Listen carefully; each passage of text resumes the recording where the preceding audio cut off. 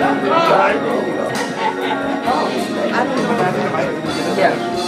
Thank you. How you doing, man? You too.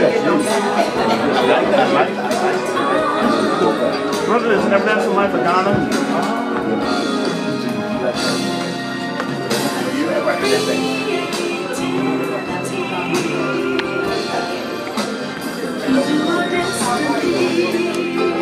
So as soon as I come down, they want to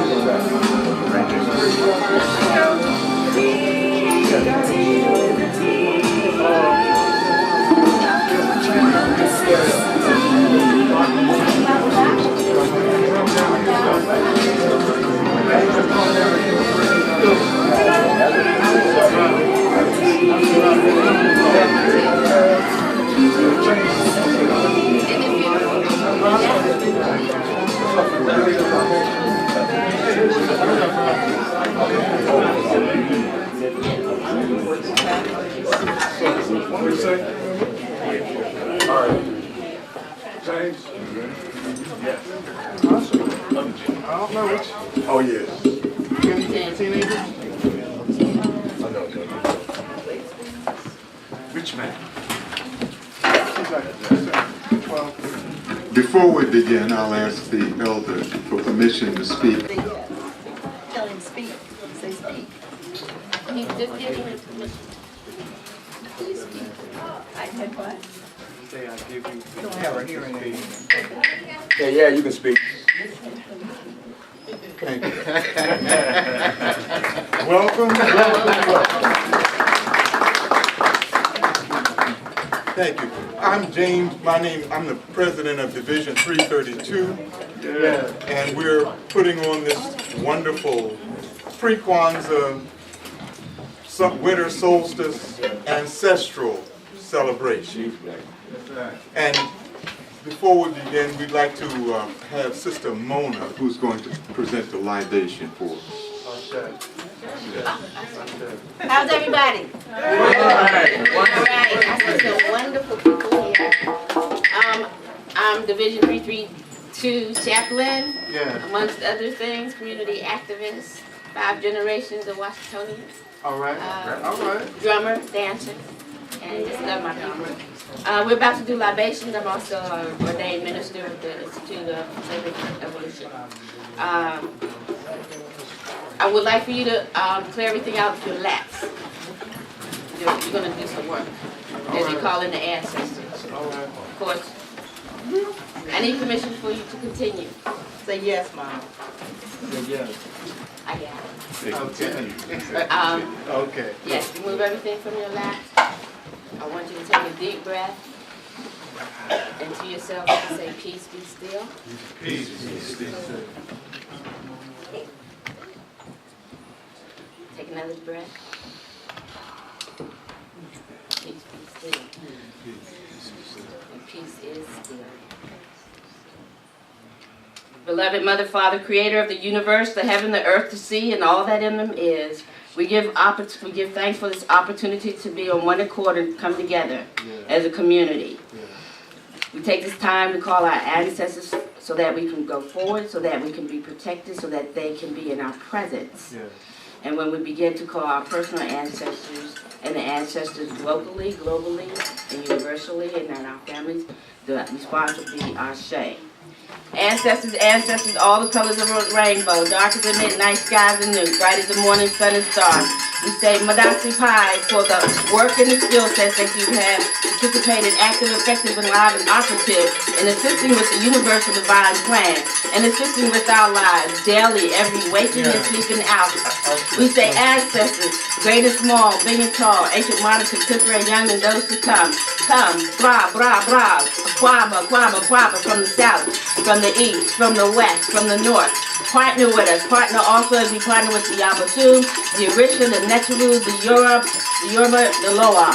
We take this opportunity to call you ancestors, for without you, there is no us. We would like to go forward and have this participation of you in this gathering. We would like to have your spirit move through us and with us in Ma'atic order. So I will call Ptah, Ashe, Imhotep, Kisahama, Amenhotep, Neferu, Khufu, Kawakamu, Queen T, Queen Zinga, Yasantewa, Hefshetsu, Hathor, Betty Newhamer, Nat Turner, Div Mark Beasy, Gabriel Prosser, Bookman, Designee, Marcus Messiah Garvey, Omawali, Malcolm X, Martin Luther King, Coretta Scott King, Rosa Parks, Yoda Mason, John Johnson, Ivy Davis, Ruby D, Maya Angelou, Kwame Afo, Dimo Kuyate, Hannibal Afri.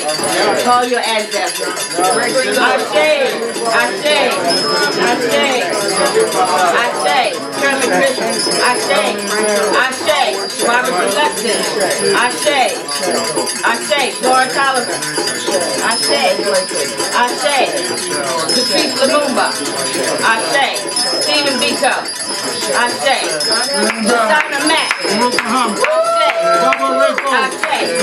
Ashe,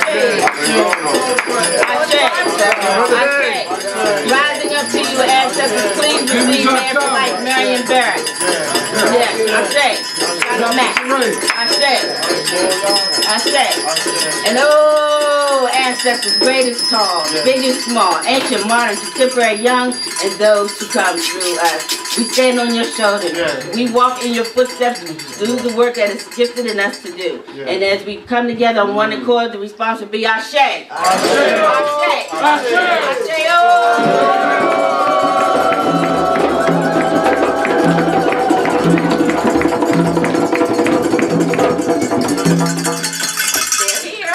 All right. To bring on the Malcolm X drummers and dancers. Hold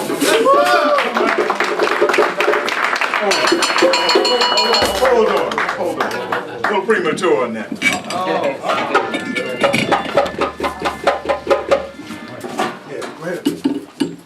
We're going to hit 10 died for the Adasi, for our ancestor, the explanation of our ancestral altar. Thank you. The word is be always ready, because you never know when you're going to be called upon and what it is that you may have to do. On behalf of my beloved sisters who are here with the Dasi, we started this organization, about 15 years ago, as an educational organization to try to bring together the various generations. We're 22? Oh, I'm getting old. We've been together that long. 24 years we've been together. 7 sisters, okay. And I share with people that we don't have a president or vice president or whatever. We operate on African consensus. So it's 7 strong women who all are very opinionated, so that you know that when we are putting together a program, everybody brings something, everybody is willing to also not always have their way, and everybody is willing to just work and do what it is that we have to do for our community.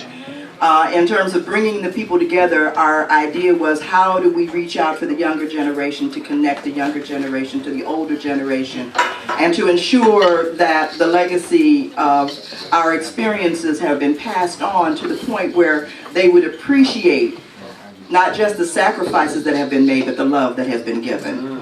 One of the things that we don't often do is to focus upon the love that our ancestors had for us. We focus upon the sacrifice they made. We focus upon the sacrifice that they made, not just coming through the Middle Passage, but all the sacrifices that have been made for us to be here. But I like to let folks know that that was love. They loved us before we were born, and they loved us and knew that one day we would be born and that we would be here. But they also have left the legacy and the responsibility to carry on what they started with us, for us to go forward always because we can never stop even when we have achieved what we think we have achieved. Look at our beloved Africa, who has found its freedom politically, but is still chained and bound economically and in every other kind of way, and now being bound spiritually. One of the things that we learned from our ancestors, and that is one of the things I learned in Africa, is that we made altars that were temporary. I've been in villages in which the various images that were needed at the time were created for that moment. And then once we finished our prayers, they dissipated. That's one of the things that our ancestors brought here to this continent, to the Western Hemisphere. And if you can imagine our ancestors coming here, many of them, I have pictures because I also am a historian, in which children came as young as age 5 or younger, because African children know how to work. And African children, you know, our people were brought here because we understood, and we were an agricultural community.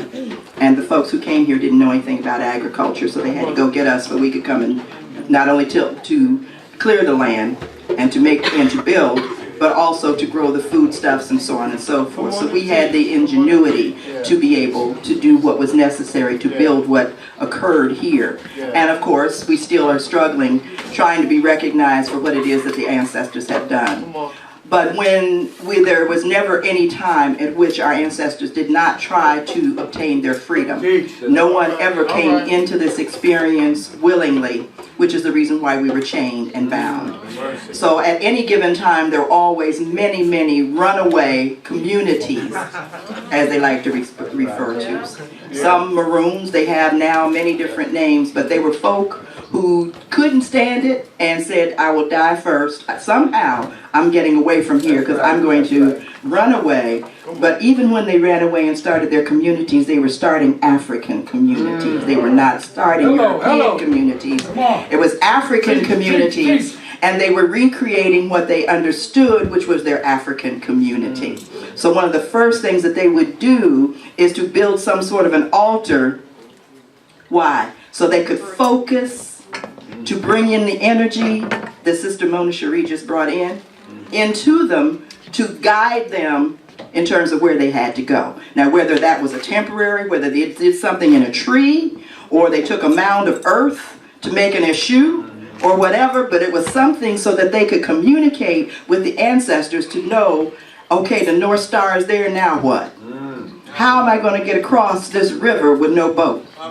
How am I going to do these kinds of things? So the purpose for our ancestors is to give us root, and to give us meaning, and to give us strength, and to give us knowledge to be able to take our rightful place and move forward. So when we recreate an altar, that's the energy that we are trying to create if it's an ancestral altar.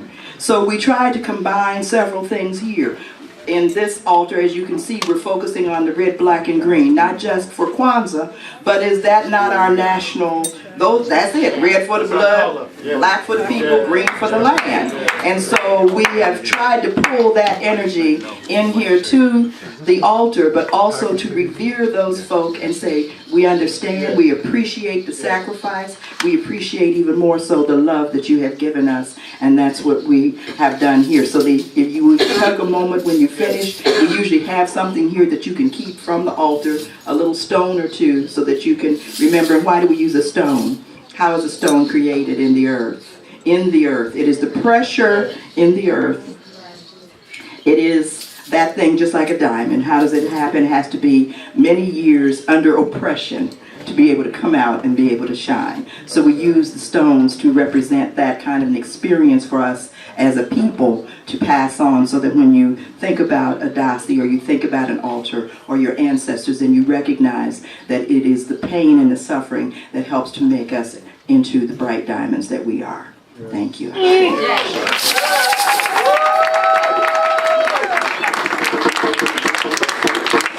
How y'all feeling? Y'all ready to deal with this solstice the right way? Are y'all ready to deal with electricity and not electricity? Are y'all really ready? I don't think y'all ready. I don't think y'all ready. Well, let's get ready to happen. I know y'all know where Malcolm X Clark is at, right? Not ready yet. Well, I'm telling you, the Malcolm X drummers and dancers don't play that. Come on. It's a fact that maintains itself, that this energy you get ready to get is blessed by Baba and Goma. It's blessed by Mamadi Nasuma. It's blessed by Barnett Williams. They drumming, oh, and there's so many others. They drumming up on the other level. But what you getting ready to get right now is to raise your blacktricity to another level. So without any further ado, Doc Powell and the Malcolm X drummers and dancers. Real deal.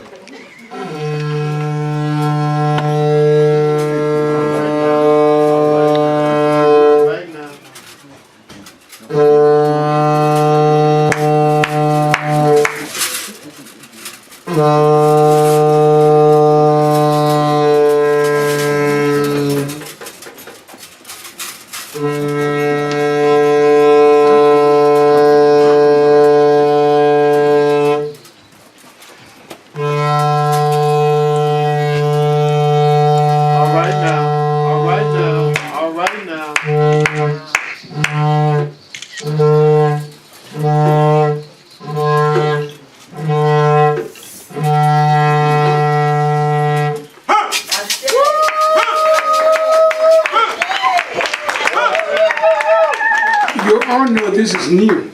Right. All right. So Talk to us, brother. Yeah, it's good. for a purpose. Yes. To send this from home for you. Oh, wow. A herald of his coming. Yes. Come on. Blow the trumpet. Sound the cymbals. All right. For the kingdom is at hand. You can process that. Yeah. Go and tell our children that they are not slaves. Though they went through a horrific experience, I shall. nobody can make slaves out of our children. That's right. Go over there and tell them. And we approve of the work that they sent me over here to be doing for 40 years. You will not underestimate who you are. It's coming right from over. You all can see me consistently in the community everywhere. I did not choose to do that. Look, where do you go find other brothers from the continent who have been ingrained and integrated into the community here as I have been? It's not a choice, it's a mission and a purpose. So it's here to emphasize and remind you, don't you ever think you get tired. Step up to it. Victory is around the corner.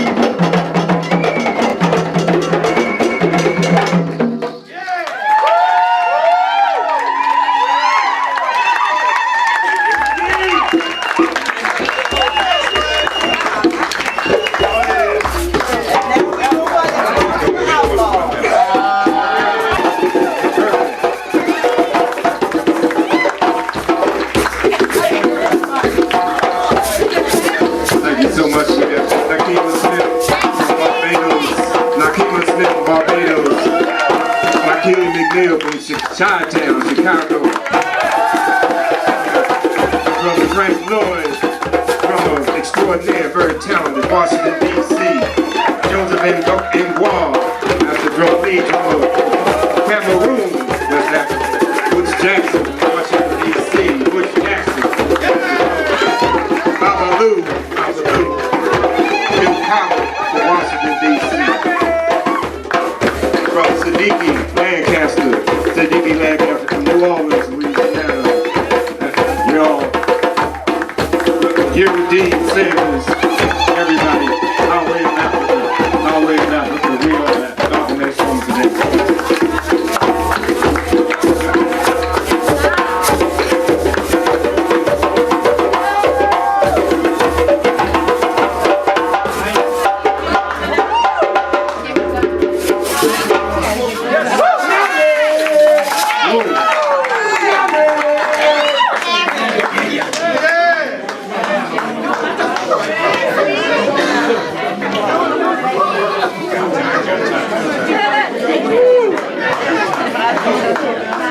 Y'all know, you listen, it's very hard to turn Blacktricity on and then turn it off. But we don't want you to turn it off. We're going to turn it down just a little bit, but we're going to take it up so that we can get the Blacktricity that's flowing between you and me, which is the beginning of that Blacktricity tree that we need in the 21st century, so we can address true sovereignty. Because we know sovereignty was given to us by the Most High. No man can take it away. You need to stop giving up your sovereignty. You need to understand that your sovereignty begins within. And they say the kingdom of heaven is within. Y'all hear what I'm talking about? Can't nobody touch that. You can't murder that. You can't kill that.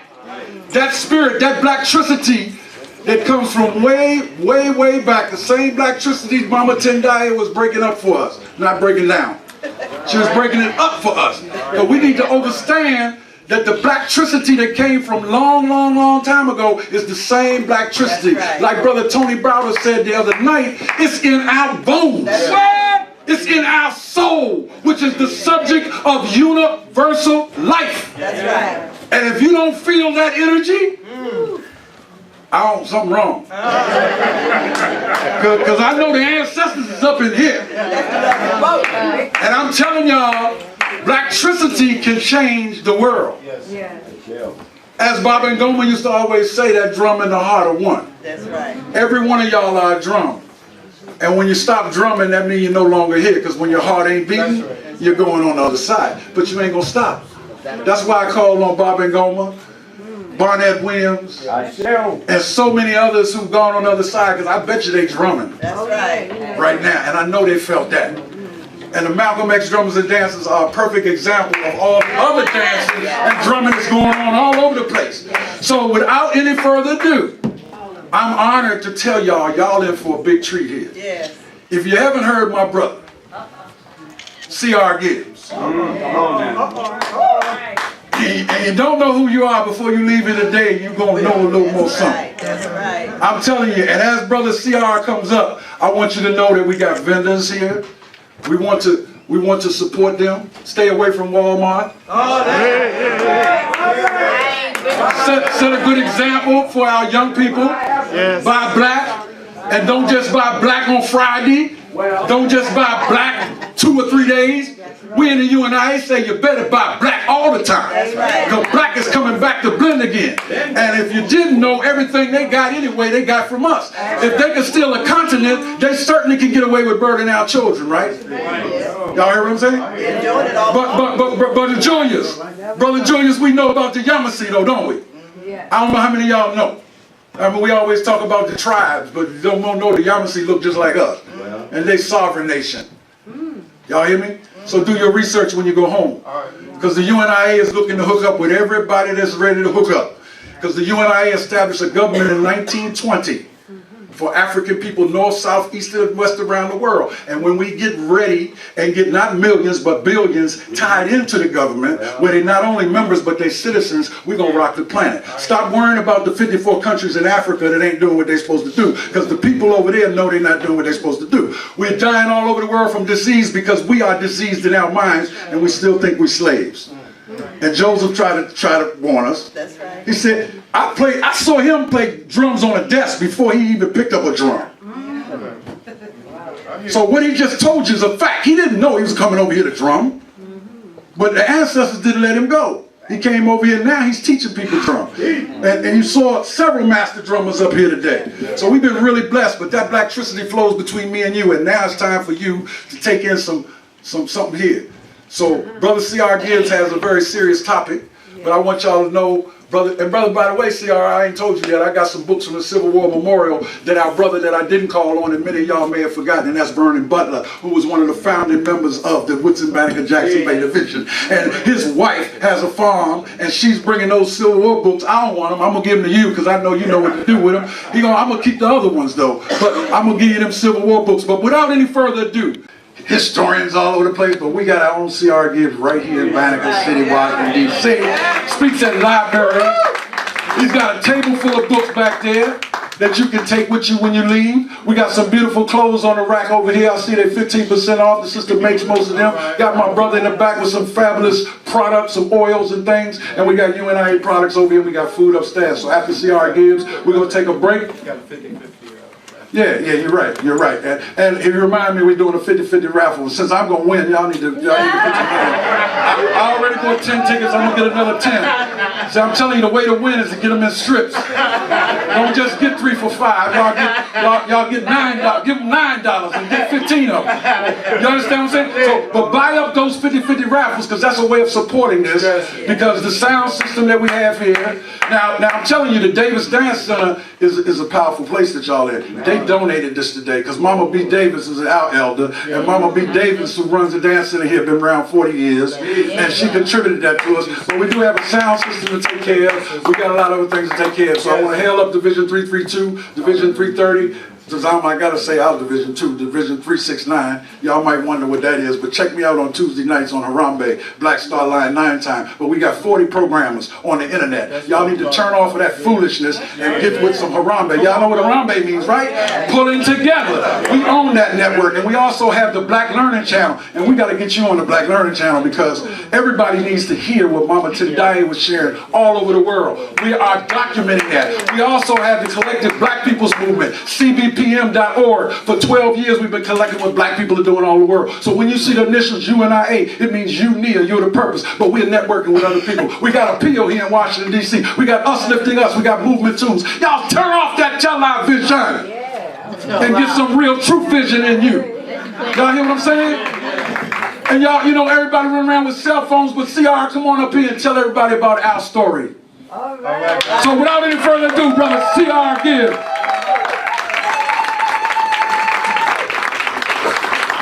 Thank you, Brother Seymour. Brothers and sisters, it's a treat to be here. I'm extremely honored. Initially, I had decided to talk about 3 people in the Pan-African movement. And however, there's been a passing of another elder. And so I want to speak just a little bit about her and then 2 folk inside the early Pan-Africanist movement. Let's do it like this.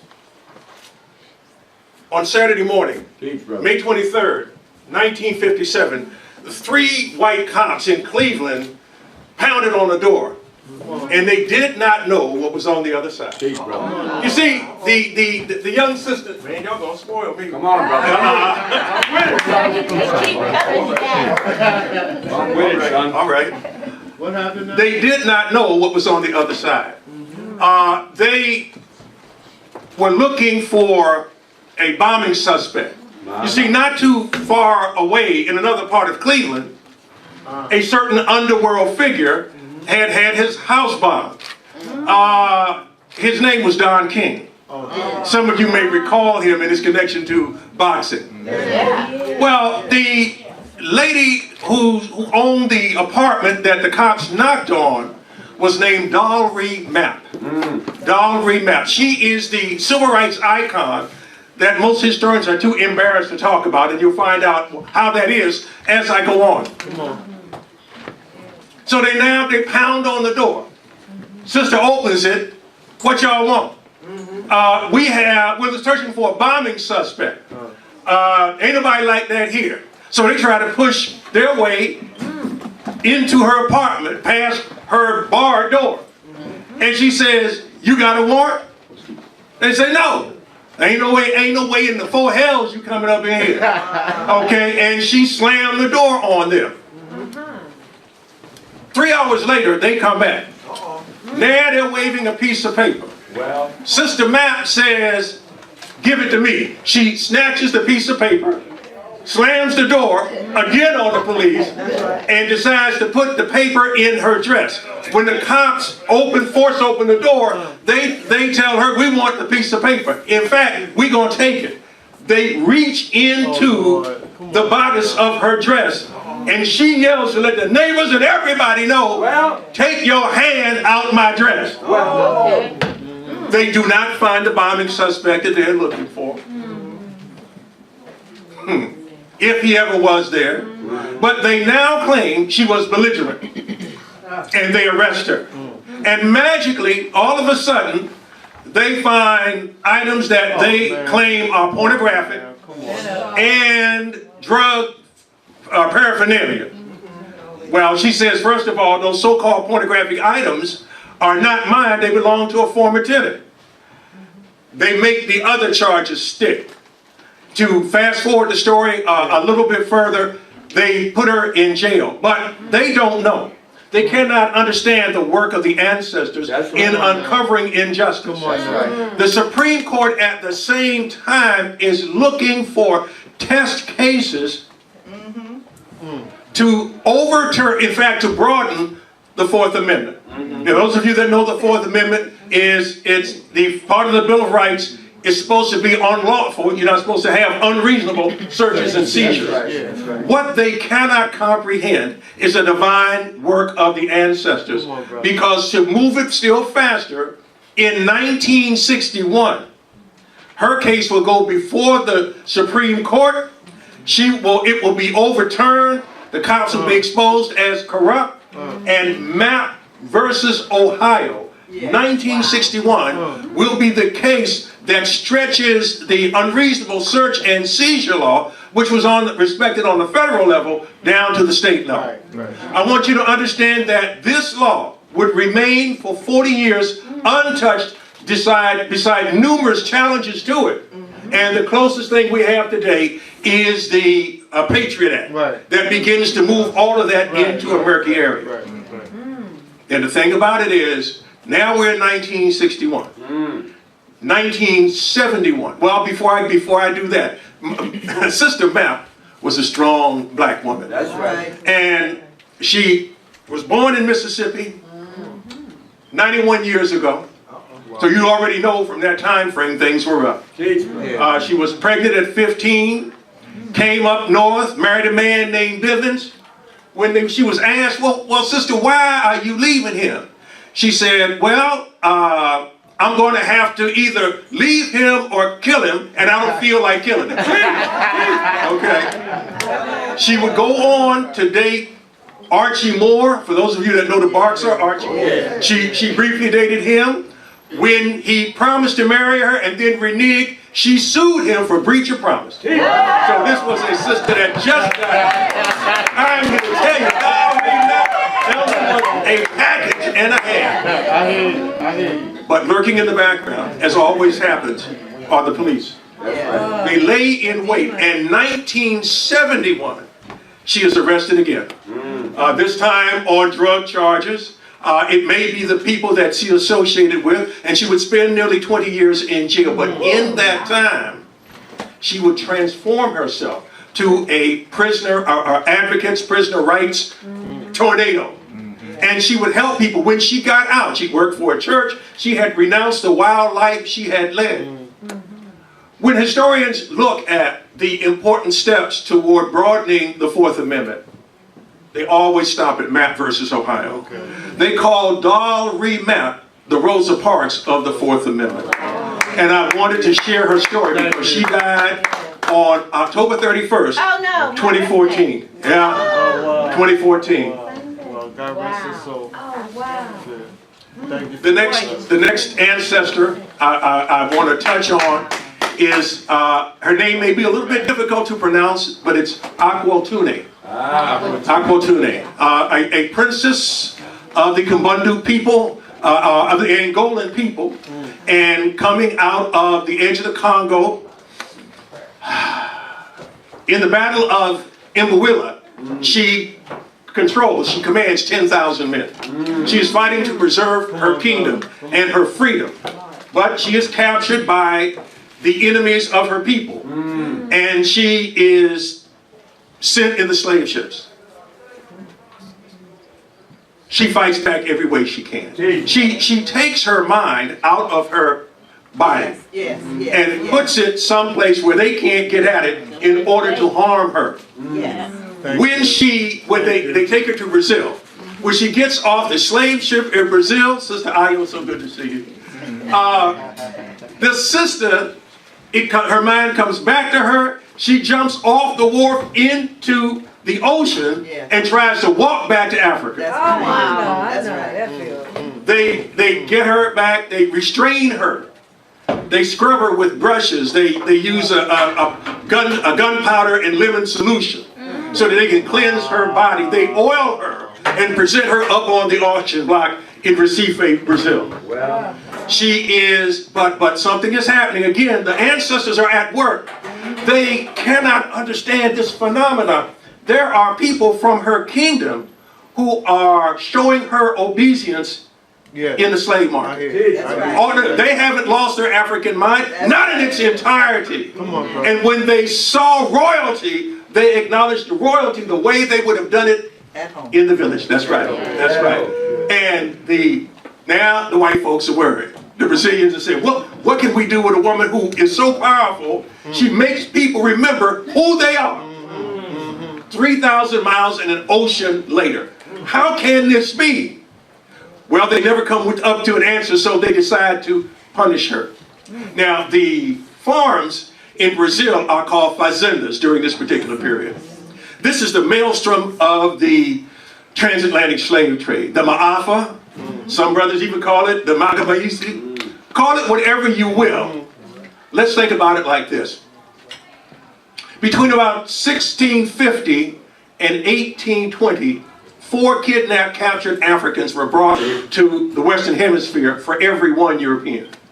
Let me say that again. From about 1650 to 1820, 4 enslaved, kidnapped, captured Africans were brought to the Western Hemisphere for every 1 European. That's right. I know y'all heard about all the Europeans just waiting on them to build the Statue of Liberty. But what you need to understand is we were here first, we were here in larger numbers. It's in 1840 that Europeans begun to come here in numbers larger than the enslaved Africans arrived. Captured Africa.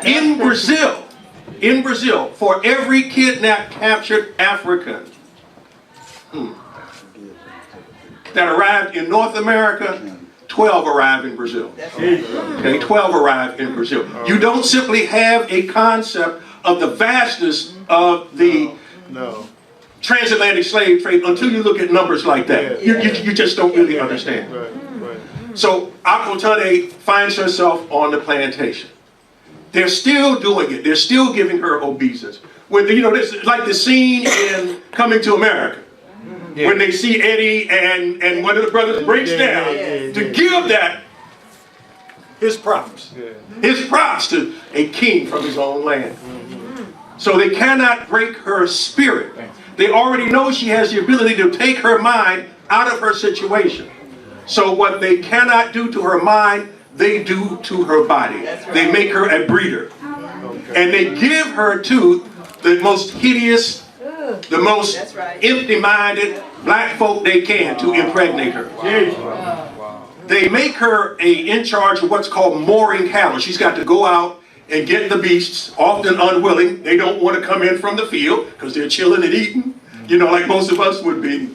And they put her in charge, even with her belly swollen, with another body inside. Aquatune refuses to bow her neck.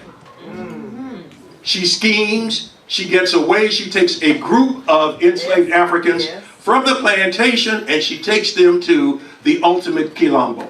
Now, most of you know the story of the Quilombos. You know that actually that's a Kimbundu word for settlement. There were thousands of them in colonial period Brazil.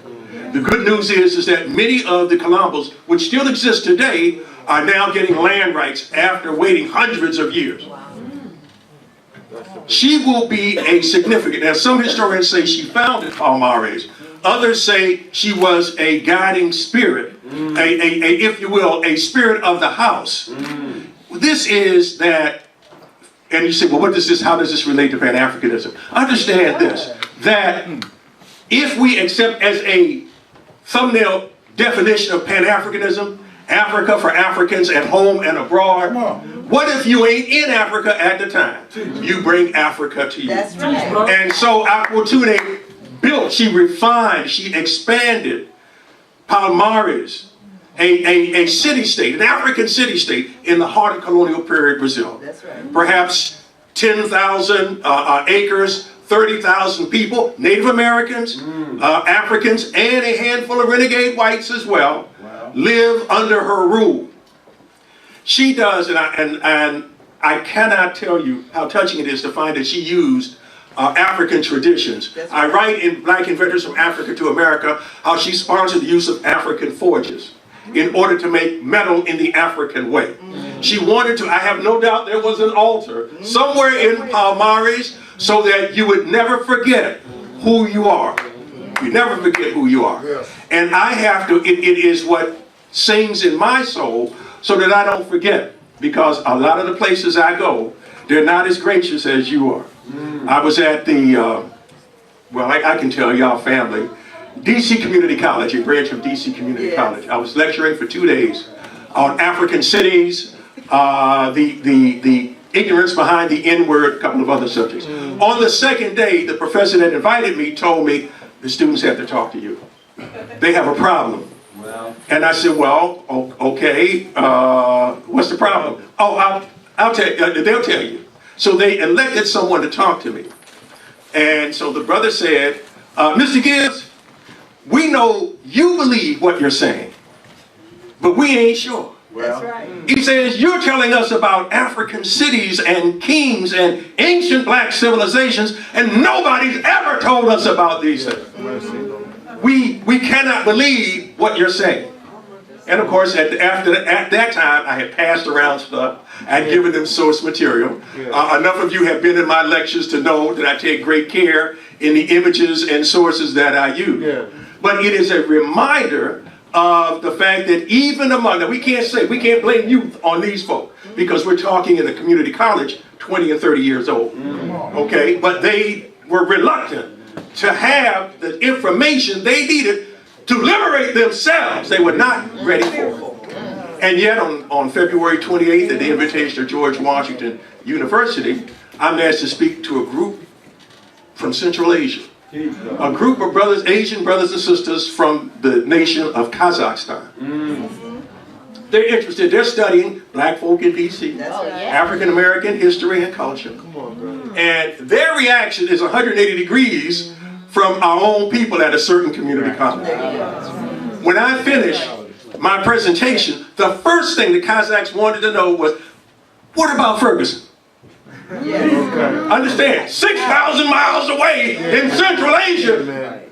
And Ferguson is the first thing they want to know about. You have to understand that as oppressed people, for these are Asians who have been oppressed by the European Russians for hundreds of years. They have had to fight to learn their history and culture, to even speak their language. That's right. And so they look at us as icons in the struggle. And they're interested in what we are doing. And so they said, well, Mr. Gibbs, you must be very honored in your community. And I had to put my head down. I mean, sure, the audiences like this, that Brother Singapore is gracious enough to give me, you know, and the libraries. People ask me all the time, well, Gibbs, why are you going to the library? Well, that's because where the lives are buried. I mean, you know, you gotta...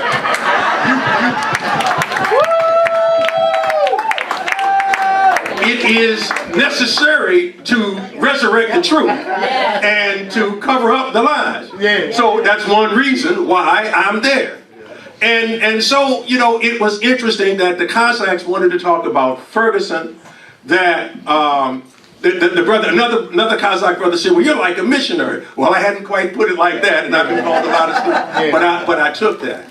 And when they looked at my inventor's book, one of the Kazakh sisters came out in the hallway and said, what do you mean 2 million years of invention and innovation? I said, well, you know, sister, when you study the heritage of our people, you understand it all began in Africa. And she looks at me, put her hand on her hip and say, we know that already. In Central Asia, that's the first thing we learned. Wow. So here I am, you know, struggling with folk down the street from me. Yes. And folk have come 6,000 miles and know the truth. But I'm not quite done with Aquatune. She is going to be the guiding spirit of Palmares until the 1670s. She is going to give birth, and her grandchildren are going to be among them Zumbi of Palmares. She sets a standard of awareness and understanding that puts Africa at the center of everything that goes on in this city-state in the heart of Brazil. It is a modus operandi. It is a mechanism that we should use today. And we bless her for it. The final person I wanted to talk about, just for a few moments, is perhaps the most star-crossed person in the history of the early phase of Pan-Africanism. And I'm referring to Blaise Diagne. Blaise is born in Senegal. In fact, he's born in Gorée. He is a leader in the early phases of the Pan-Africanist movement. He is the president of the 1919 Pan-Africanist Congress. He's born in 1872. He goes through a great deal in his life in the French colonial service. He comes up, but it is at this point, during World War I, which the rest of the world is celebrating 100th anniversary of, and I've been writing, those of you who've been to porterharlem.net/cgibbs have seen 2 articles I've written, one on African American troops in World War I, the other on African troops in Africa in World War I. In fact, I'll be doing a brand new presentation the first night of Kwanzaa at Union Temple on the Africans.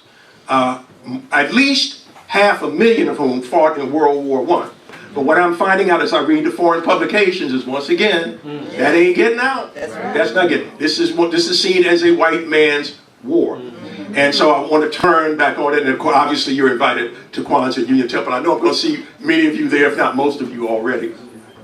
But Diagne was responsible, we believe, for recruiting almost personally 40,000 West Africans. He told them, if you fight, and we've heard this story before, the French will recognize your humanity. They will give you rights. But what he didn't fully comprehend is the tricky way the French separated black folk inside Africa. He was able to get a law passed for 4 accepted communities in Senegal. They're known as the communes. They are Gorée, St. Louis, Dakar, and Rufusque. And in these enclaves, where the primary price of admission was for you to be black but act more French than the Frenchman, they had more voting rights than African Americans in 1914. They had more political rights than we did here. But the ultimate, the saddest thing is that Blaise Diagne, for all his greatness, for all his political posts, his municipal posts, at one point he becomes mayor of Dakar. He cannot get beyond something he said in connection with the Pan-Africanist Congress, that he saw himself as a Frenchman first and a black man second. Now, you know, and understand, in that context, he's fallen ultimately into the trap that the French set up for him, because they want you to lose your African mind. And whatever you do, don't put it number 1, put it number 2. It is part of their mission civilisatrice. This is the mechanism. When you wonder how it is, it's similar to a process that the Indians went through during the British colonial period. It's called Macaulayism. Where in Macaulayism, you are taught your stuff ain't worth nothing. That the only target you should ever shoot for is what the Europeans had. So whether we call it Macaulayism, you can look that up. I mean, there are those of us who have a few issues with the provenance of Willie Lynch, but clearly there's no question about Macaulayism and its insidious impact. Ultimately, Blaise Diagne finds himself overtaken by events. When he tells black folk in the 1920s and 30s that they ought to be happy that the French are taking good care of them, they ain't trying to hear that. No. We want independence. We want self-determination. We want self-reliance. We want our own history and culture taught and not diminished, demeaned, or denigrated. This is, in fact, how he gets left. The thing about intergenerational racism and intergenerational self-surrender is that he is the ultimate Frenchman. He just happens to be black. That's how he sees himself. And you have to beware of putting your culture like that. I just happen to be. No, God blessed you. God blessed you to make you black. He didn't curse you. It wasn't an accident or anything like that. He blessed you. And until we start looking at it like that, we'll always be behind the 8 ball. Interestingly enough, he dies in 1934. And he marries a white French woman. His son marries a white French woman. One of his grandsons is named Blaise Diagne. He is born in Paris in 1954. He goes to Senegal in 1960. In 2005, he tells a journalist, I ain't going back there. I ain't got nothing for Senegal. My mother was white. My grandmother was white. I'm with them. And this is the pernicious effect of intergenerational self-hate. It makes you model behavior that is inimical to your own mental self-interest. And so we move past him, but we acknowledge, and the Senegalese acknowledge him. The new airport outside their car will be named Blaise Diagne for the things he got right, not for the ocean of things he got wrong. And we at least acknowledge him. If the Senegalese can do it, we acknowledge the brother for the things he got right. You know, history is wrapped all around us. Our ancestors speak to us 1,000 different ways, trying to get us to connect. We have the upcoming centennial of the birth of John Henry Clark.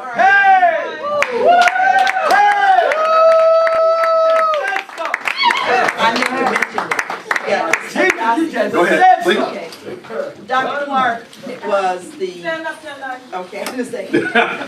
Dr. Clark was our advisor. Dr. Clark was our advisor, and he helped us to start ADASI. And so in January, we're going to have our first program acknowledging him, and it will be the John Henry. We just don't have a date yet, but it's going to be a lecture series. I'm inviting you now that we're going to put together, and we're going to do that because he was our advisor, and like you said, he'll be 100 years old January 1st. I cannot tell you the impact that he's had on me and a bunch of us generationally. We are happy that he left the mold that we're still trying to follow. I said history is all around us. We acknowledge today as being the birth date of the great black baseball player Josh Gibson. We acknowledge this as the birthday of a guy that you might be a little bit more familiar with.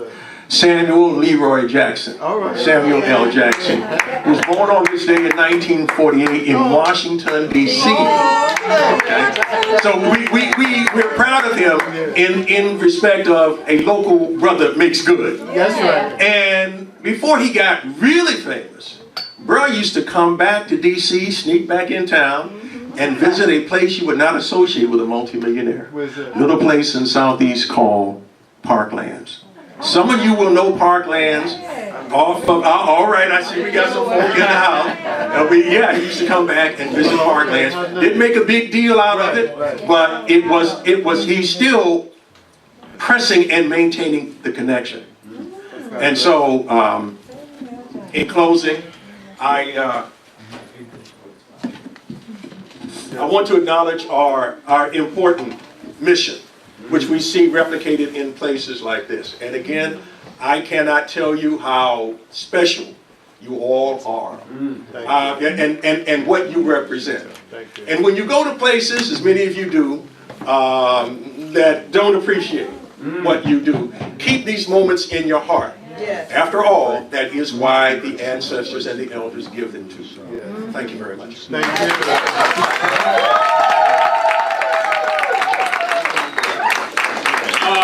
Let me just, there are flyers on the table for the series, and this is just the beginning of it. They're really working me like a government mule at the DC. I'll be everywhere from Southern Maryland to Northeast DC in February. If you're a real glutton for punishment, you can keep the whole schedules on my website at www.portofharlem.net/cgives, portofharlem.net. But if you want the one for the Black Heritage Series at the Francis Gregory Library, 37th in Alabama, just off of Alabama and Pennsylvania, this one, or the Greenbelt Series, Greenbelt, Maryland. I just want to invite you, and for those of you who have not seen this on the table, this is one thing on the table that won't cost you anything. The District of Columbia government contracted with me to write a brief history of home rule. And so I have some free copies on the table. Brothers even put my name on the back of it. I don't know how to act, but may the ancestors bless you. Thank you. Thank you.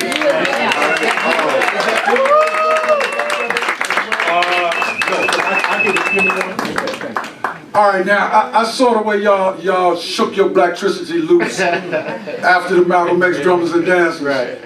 And the sisters told me, the dancers told me when I went outside, they said the reason they asked me to dance is because I was drumming. Okay.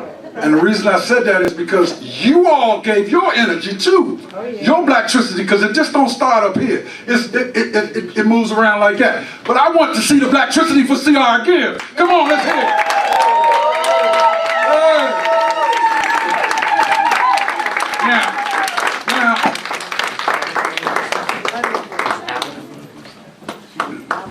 Now, let me kind of explain what's happening, okay? You know y'all in a liberation zone. Don't let the mirrors fool you. It's a dance center. For all of y'all that's here for your first time, Miss B. Davis has been around over 40 years teaching young girls. We got some young girls that Mama Abena brought here that never celebrated a Kwanzaa. And Mama Abena, we really appreciate you for being the no, I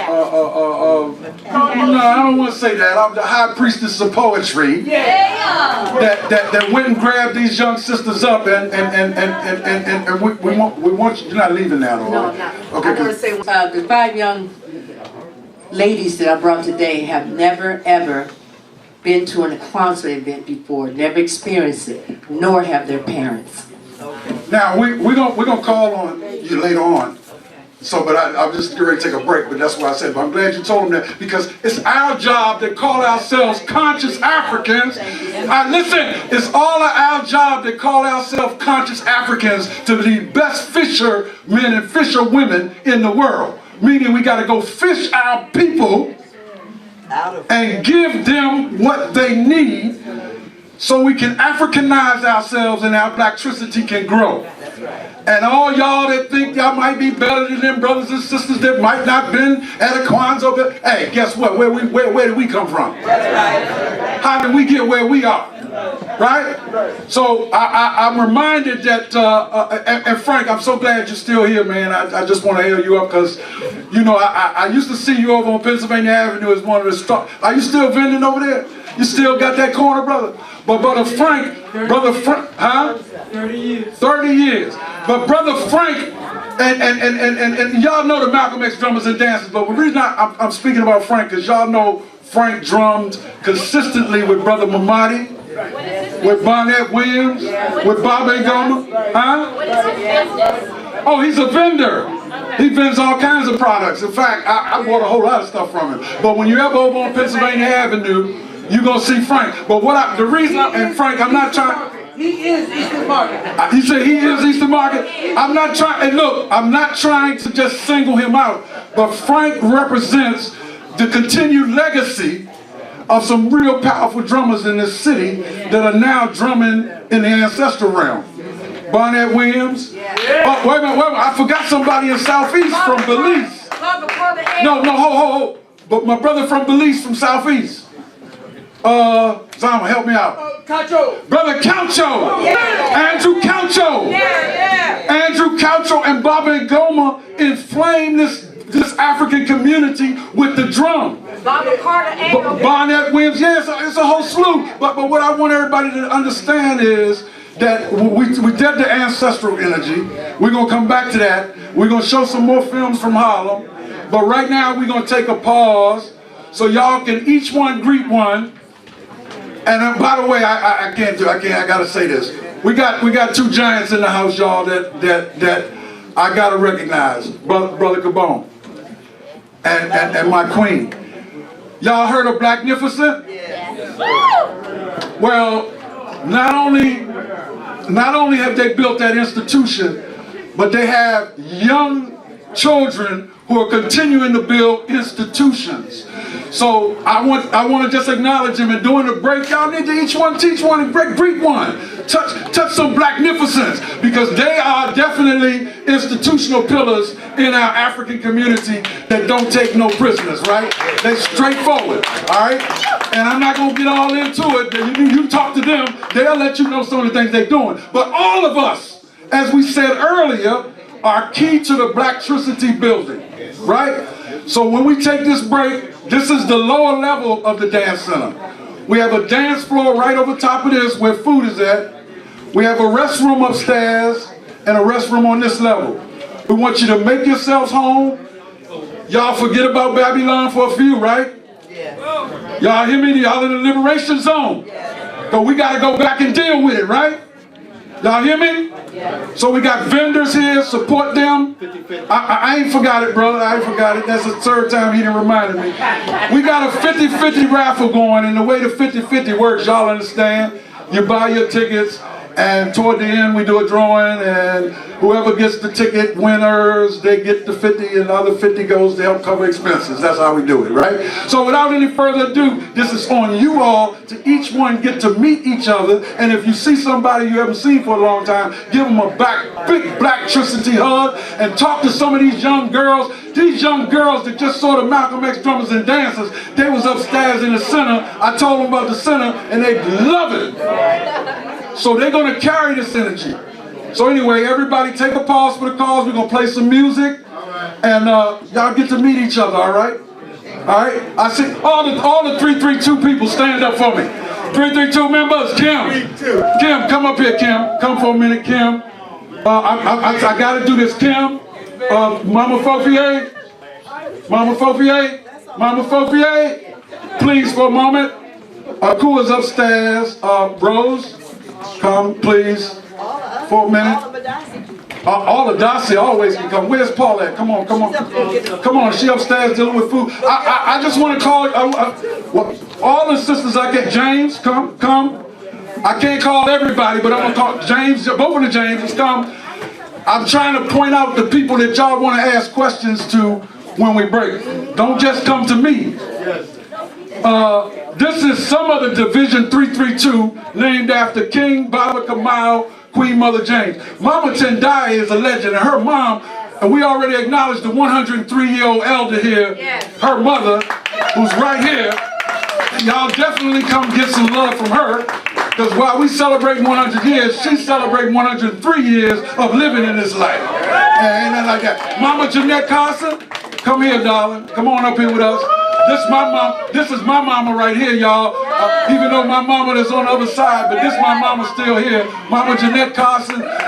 Y'all heard about Black Collectibles? Yeah. This who started all of that. Right here. This who started all that. And Sister Rose, Mata. We go back to Mata. But Mama Tendai is also a professor. Y'all know when she was on the mic, she was teaching.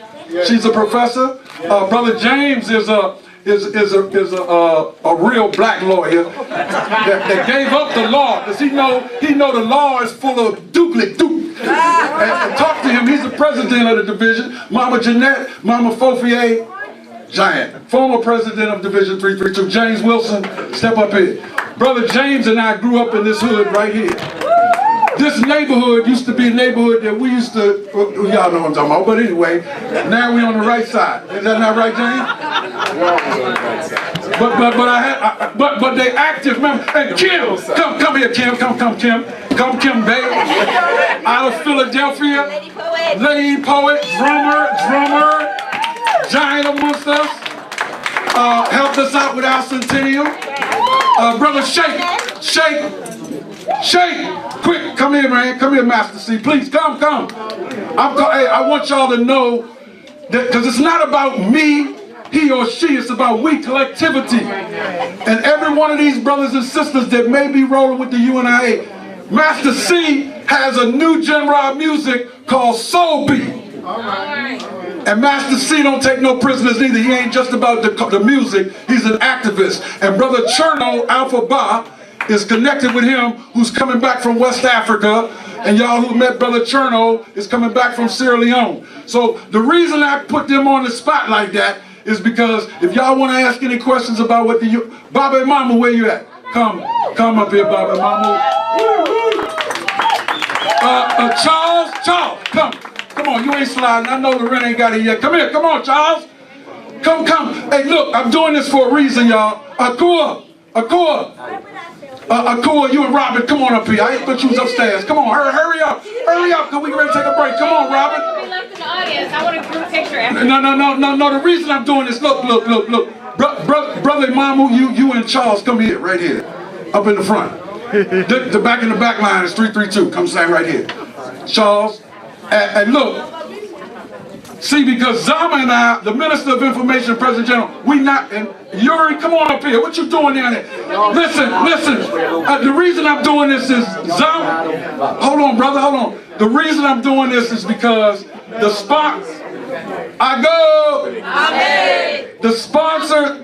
sponsors of this event is the Division 332. Mona, what you doing, Mona? Come on, Mona. Come on. And Division 330 is a division that goes back to 1980. And Brother Charles is in that division. Brother Mamu's in that division. I was in that division. But Crazy, come, Crazy. Thank you. Crazy, come. So and if I missed anybody, come on up. But here's the point I'm making to you. All of y'all, every African here is a Gaviite and should be raised first and help pushing us. And these two... This way, I want to get a group picture. But we get time to do that, sister. Right now, this Division 330 on the front row and 332 and to Julius Lee. Ron, come up here, quick. Come on, Ron. Come on, Ron. You can come, Ron. Come on, Ron. So the reason, listen, this is so important to me, y'all. Excuse me, this is why I go. Amen. This is why this is so important to me, okay? I was born and raised in Banneker City, all right, of hard knocks. And because I was blessed by people who pulled my coat, I didn't get lost in the sauce. I found it, right? But the elders of the UNIA told me, always humble yourself to the workers. These are the division members that need y'all to help support them so they can continue to build in this area. So Adasi is always with the UNIA, but they also in the UNIA. You know, but the key thing to understand is the UNIA don't have it all because we don't got everybody and we don't got all the answers either. The answers are amongst the African mass. The UNIA is a vehicle, but as I said, security man at UDC. And he don't take no prisoners, right? Retired air conditioning expert, but treasurer of Division 330. And this is his gigantic son. So I just wanted to call y'all out real quick. So during the break, y'all get to talk to them, find out what's going on, how you can connect, because it is about collaboration. It is not about one single entity. Y'all hear what I'm saying? It's not about one single individual. So yes, I'm the President General, but I can't do nothing without the real warriors.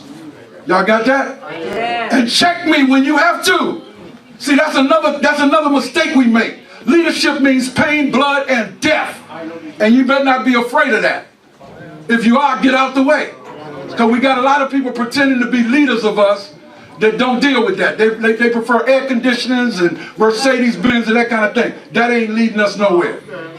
So humble yourself, and brothers and sisters, thank y'all for taking time out. And I hope the food is great. The food is on the divisions. Can we get a group picture, Bob? I don't.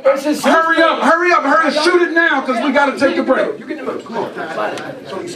That ain't everybody though. That's all right. You got other UNIA people I didn't call. Come on, Haruzama, come on up in there.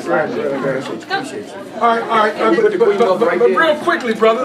I'm historian first. All right, the people you take, the people out there deserve to be photographed too. We got this too. What I like to do is just slide the queen right now. Brother. All right, on 3. 1, everybody look here. 1,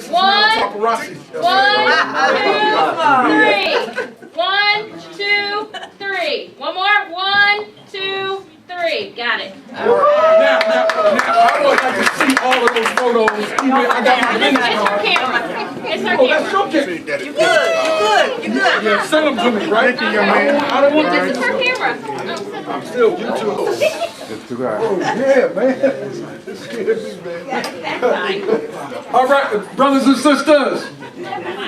We love each and every one of you all, and I know some folks are trying to move forward because we are getting close to that time that they call the solstice time. And some people want to go home and do their meditation, do their rituals, etc. So we are going to move forward, but I want y'all to know you do not have to rush out. Like I said earlier, it's a liberation zone. And we'll be here probably breaking down until at least about 8. So I'm letting all the warrior brothers know, James, we'll be here breaking down or breaking up until about 8, right? However, we want to get started with the rest, and we want to honor some of our specific ancestors that have had a tremendous impact upon us that don't normally get spoken about. That's not slighting anybody else. And we are getting ready to do the 50-50 too. We are doing that, Mama Jeanette. But it's one particular brother that I want to talk a little bit to you all about, who left us at the age of 50, but had an impact all over the world on African-centered education. And that's Baba Kamal Robinson. And I want to tell y'all why it's so important to talk about Baba Kamal. Baba Kamal was not only a principal at Roots Activity Learning Center for many, many years. He helped Mama Bonita really whip that school into real African-centered shape. That's not to say they weren't already in African-centered shape. But what I loved about Baba Kamal, who grew up right here in Banneker City, and all his brothers, is that Baba Kamal was so committed to young black boys. Y'all know how you go to school and, you know, someone will say, I want to get a drink of water. And the teacher will say, no, you can't. That ain't Baba Kamal didn't play that. He let young boys, when they wanted water, he ordered water for the school. Anytime, he let them drink water. And you know, he taught them about the right side of their head, their brain. Baba Kamal incorporated certain things that he learned into the curriculum that was passed to him in his class, and he rolled that all throughout the school because he was also the principal. Y'all listening to what I'm saying now? So what I'm saying is sometimes we take jobs as teachers or as administrators and we forget we're working in a Eurocentric setting and we have to Africanize Africans' mind. So you can't take a Eurocentric curriculum or a Eurocentric system and follow that tooth and nail. Where's Lauren? Charles, where's your dear beloved retired school teacher sister that left high school because she got tired of the foolishness? She'll know exactly what I'm talking about. Y'all, and so what I'm saying to you is that Atlantis Browder the other night did a tremendous presentation on the importance of us fishing when we get involved in whether or not it's whatever kind of school system it is, even an African-centered system, how important it is for us to raise the children as parents, not just as teachers, as parents, so that you can reach also the family. And what Atlantis was talking about was the importance of us addressing the so-called, and I say so-called, dysfunctional families. Because I don't necessarily like that terminology. But I understand that terminology means that we are not in order and not in control. And the first line of Kwanzaa, if you're not dealing with the family, you can't deal with the community, the nation. You got to hone in. But you also have to recognize that some of the parents, some of our peers need to be raised up in consciousness. And a lot of our youth don't get it at home, and they certainly don't get it on their cell phone. So who gonna give it for them? Get it to them. Y'all hear what I'm saying? And I know this resonates to you all young girls, but what we want y'all to understand is you all are important to us. That's right. And so important to us that we want y'all to listen to us, and we want you all to, that's okay, Mama Abena, she gonna take it in her subconscious. That's right. You know, she feeling it. So, but it is so important for those of us who say we know to get busy. Whatever profession you're, I just called you out. You know, when we had that discussion in here about education and how difficult the task is when you have to try to follow a backwards shitstorm or system. Yes. And that's why you got out of there. Yes. Right, but I'm just saying, I understand, but what I'm saying is, we still have to fish our young brothers and sisters, wherever it is. Saturday schools, after school, wherever they are. We've got to reach them and give them the kind of love and African-centered direction by any means necessary. And Atlantis the other night was really, because you know, she taught at Roots after Baba Kamal. I'm talking about Baba Kamal, by the way. Okay. That's what, you know, and see. That was the consummate. Yes, exactly. But he was a principal and a teacher. But Baba Kamal would reach you no matter where you were. I know because he went. In fact, when we first came to North Carolina, Baba Kamal was with Zama and I. Yeah, I know y'all do. I'm just letting everybody else know how important this brother was. Tough brother. I have to tell you something. Let me just say this. Since we're talking about my brother Baba Kamal. Testify. Okay, I was working at Dunbar Senior High School. I had a student come in the 9th grade. Young man, a very big guy. He was only 14 years old and he was like this tall, right? So anyhow, he was giving me kind of like a hard time. So one day something came out and he started talking about, yeah, well that one happened when at my old school, Roots. So, Roots. I said, you went to Roots? I said, with Kamal? He said, you know Baba Rob? I said, of course I know Baba Rob. I said, I've known Baba Rob longer than you've been on this planet. What are you talking about? I said, you came from Roots and you're acting like this? I said, wait till I see Baba Rob. So, mind you, I was saying that I ran into Kamal, as the Creator would have it, 2 days later.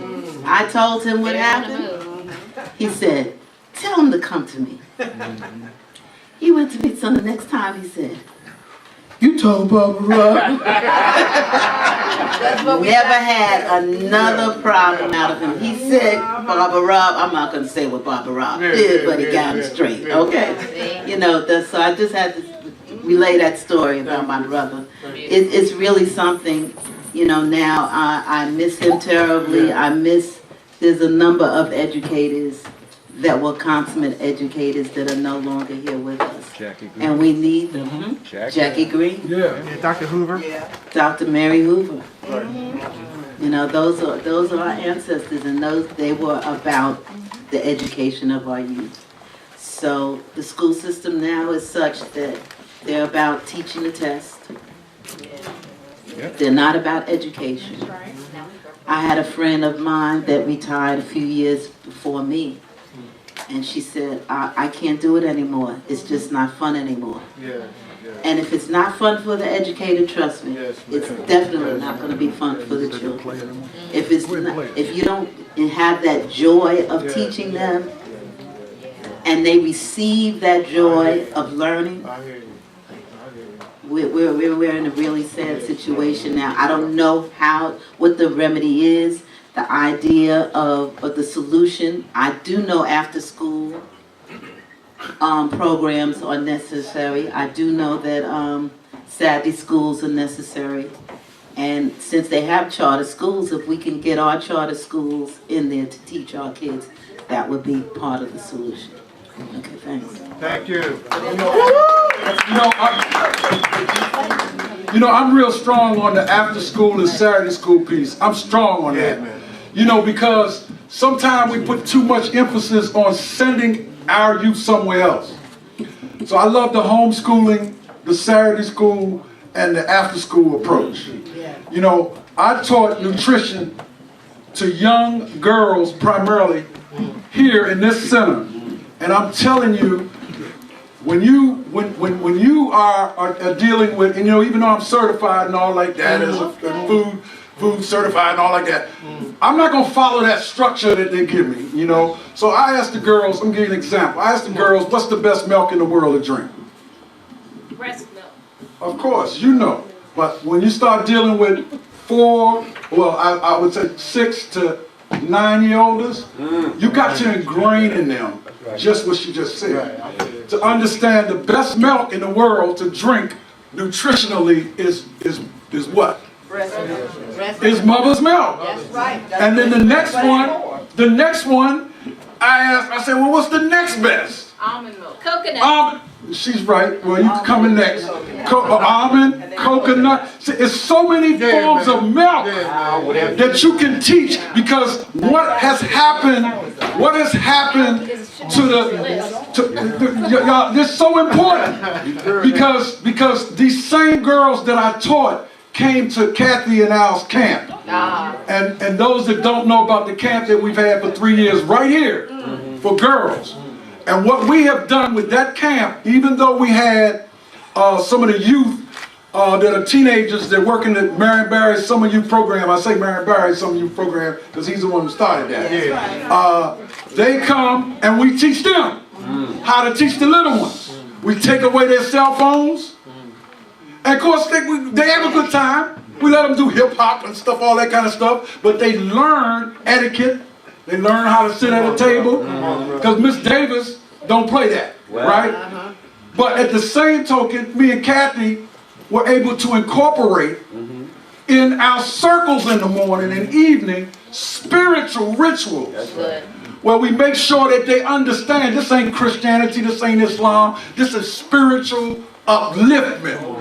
Because once Kathy is strong on it, because she's saying these women, and I know all y'all should know that women got the power to change things, to change the way men move, to change the way their children move. But if you ingrain that in the girls early on, when they grow up, they ain't gonna tolerate no sagging.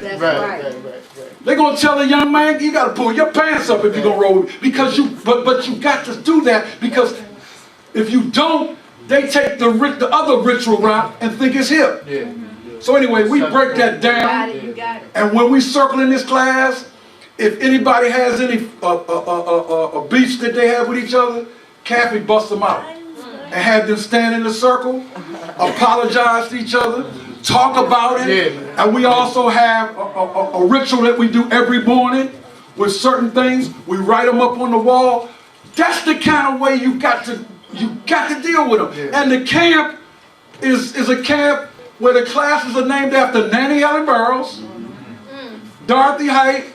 Y'all got me? You see what I'm talking about? So those girls that are in those classes got to learn those ancestors and what they were about. So the point I'm making to you, a summer camp, you can incorporate African-centered principles. They built the baddest altar altar that stayed in that window. Everybody walked through. Oh, look at that altar. Black dolls. you know, and items. And they built it. And we had Mama Paula come work with Kathy, and they built it. So they learned what they should be having in their home all the time. So then they take that home with them. Some of their parents come back to the camp, and they say, oh, thank you so much. You know, they've been singing songs, and they've been, because we got a lot of songs we sing with them to ingrain that. And I'm only saying that because we learned a lot from people like Baba Kamal. The simple thing of allowing your boys to drink water anytime they want. That's serious. It is. Atlanta's told a story about a girl that goes to her school that hadn't drank water for 5 years.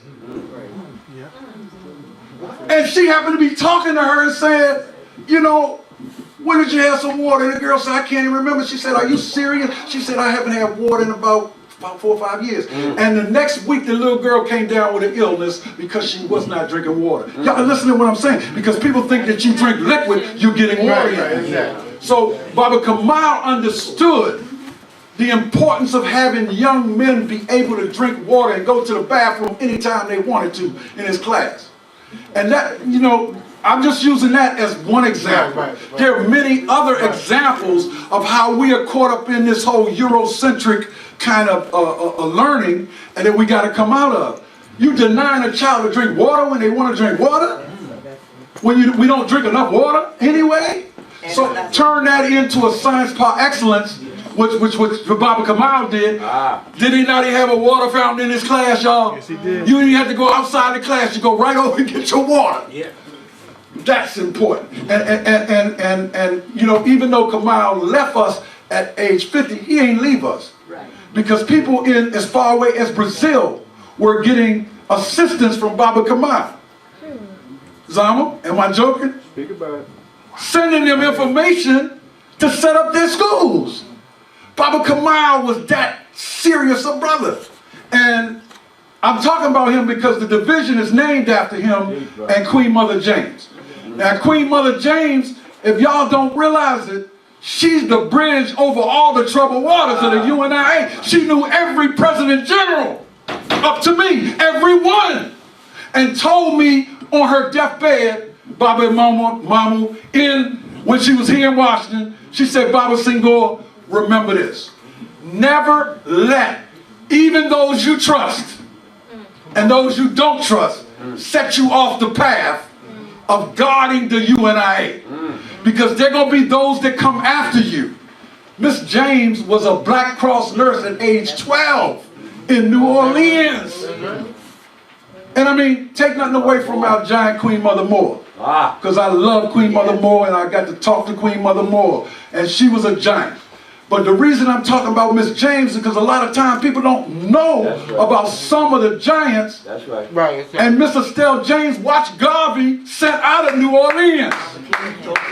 And then turned around and ended up being married to a President General who empowered me. And Mr. James told me, spitting up blood in the bathroom in 1986 when Minister Farrakhan came and spoke at our convention, you better not tell nobody. I'm doing security now, right? He told me I better not tell nobody because if it was left to him, death would die.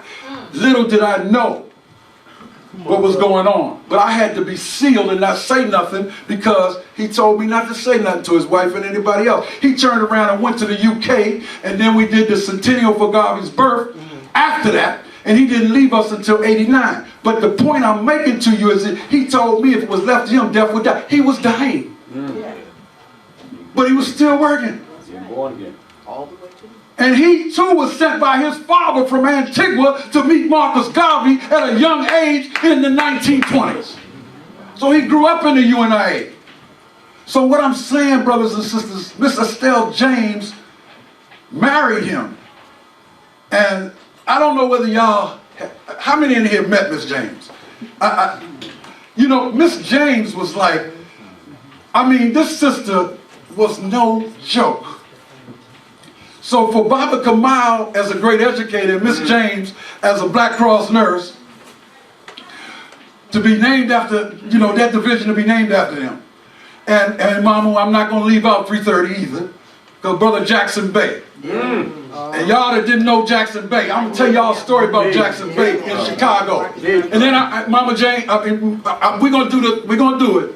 But I gotta do this because this is important for people can understand.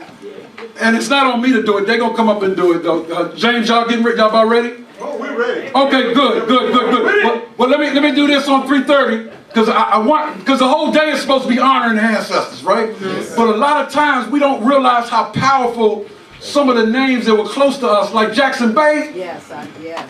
We were at a convention in Chicago, Illinois, and I'm gonna be real short. But watch your juice, brother. Yeah. I'm gonna be real short, but I gotta break this up.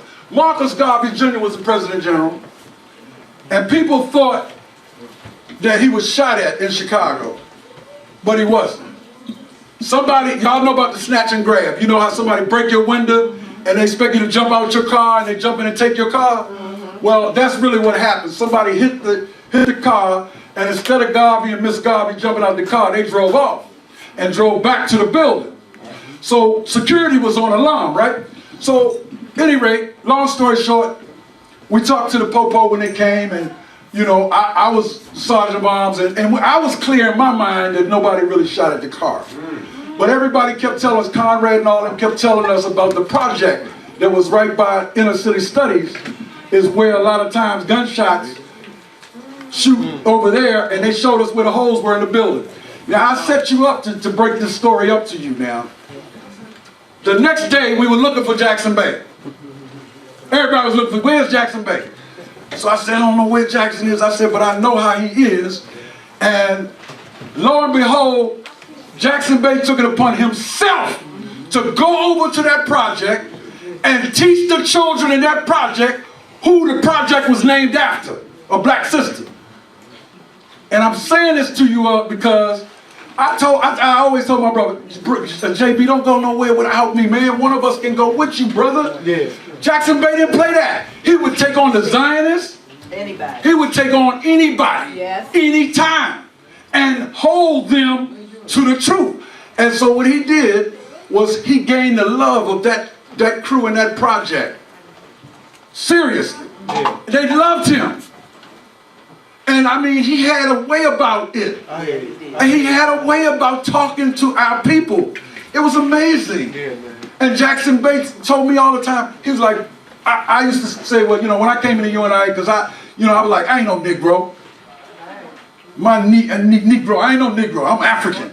I came in and, you know, Mr. James and all of them was like, yeah, we understand that, brother, but you got to understand certain things. And I said, well, you know, I'm not accepting that. So many times I got angry and was going to leave the UNIA. But every time I got upset about some things and leave, Jackson Bay would sit me down and say, let me tell you something, brother.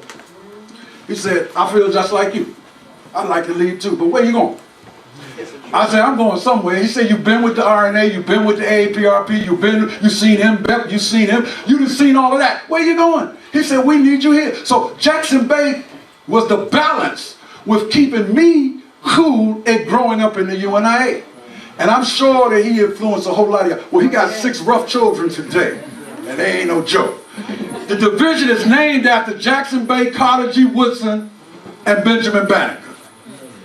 And the reason Jackson Bay got that is because Jackson Bay did not play.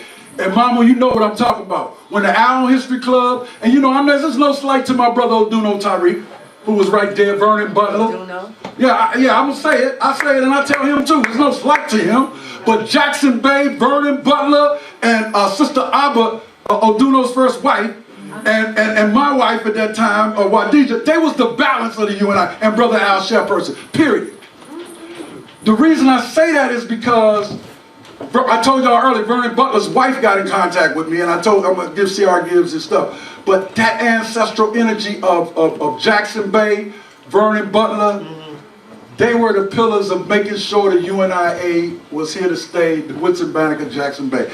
So even though we got 2 divisions here, we got another one too, right? And Brother Ray is not here. He deals with, you know, he's blind, and he grew up in D.C. But the fact of the matter is, I want everybody to understand this solstice, this unity amongst us. A lot of times people try to draw that division amongst us. Yeah. That's foolishness. I helped start 330, I helped start 332, and I ain't in neither one of them. It don't matter what division you're in. It don't even matter if you're not in a division. What matters is you doing something, because you being watched by the Most High and the ancestors anyway. You ain't got to answer to no man and no woman. So, and Garvey had people that weren't even in the UNIA doing more for the UNIA. I met a brother in the 1980s that came and told us before he transitioned that Garvey told him, don't join the UNIA. We want you to watch the UNIA. Y'all got my drift? Yeah, I do. So I do want all y'all to join. But what I'm saying is, you don't have to be a member. The UNIA is designed to serve the African race. That's why all of y'all are members. Ordinary members. So without any further ado, we're going to do the drawing. Come on up, y'all. It's so important for us to recognize. We're going to talk about a few more elders. Oh yeah, I'm sorry, see, Zama. This is available during Kwanzaa. You've been listening to it. It's called Kwanzaa time, and I know everybody been listening to Shabaduku, and it's off the chain. The Ansar set produced this. Sister Akra I'm in Hotel. And the vocals are by Matasa. But at any rate, we want to support ourselves, right? Yes. Kwanzaa time. Zama, they said they're going to be ready over here. First day, yeah. On the first day of Kwanzaa, you can purchase them, okay? How much? Very important. I don't know how much, but you know, I don't know how much, but you will be able to call the Ansar. You can call them over at Sinbad and find out. And we just want to make sure everybody knows. We're going to play that later on. But now we want to do this drawing. We want to call one of the young sisters up, right? Yes, we're going to call one of the sisters up. Now, hold it. We got to do this right. I got to get my tickets out first. How much are the tickets anyway? Mama Jeanette. This is not a situation where people organize and can't participate. I want to set that straight with everybody right now. No, because y'all, we got listen. I've seen a lot of 50-50s. A lot of times they talk, well, you got tickets, how can you have tickets? Oh, come on, quickly, last call. Anybody want to get a ticket? Last call. And y'all know how it goes. Y'all know usually the last is first. So usually the person that buy the last ticket gets drawn.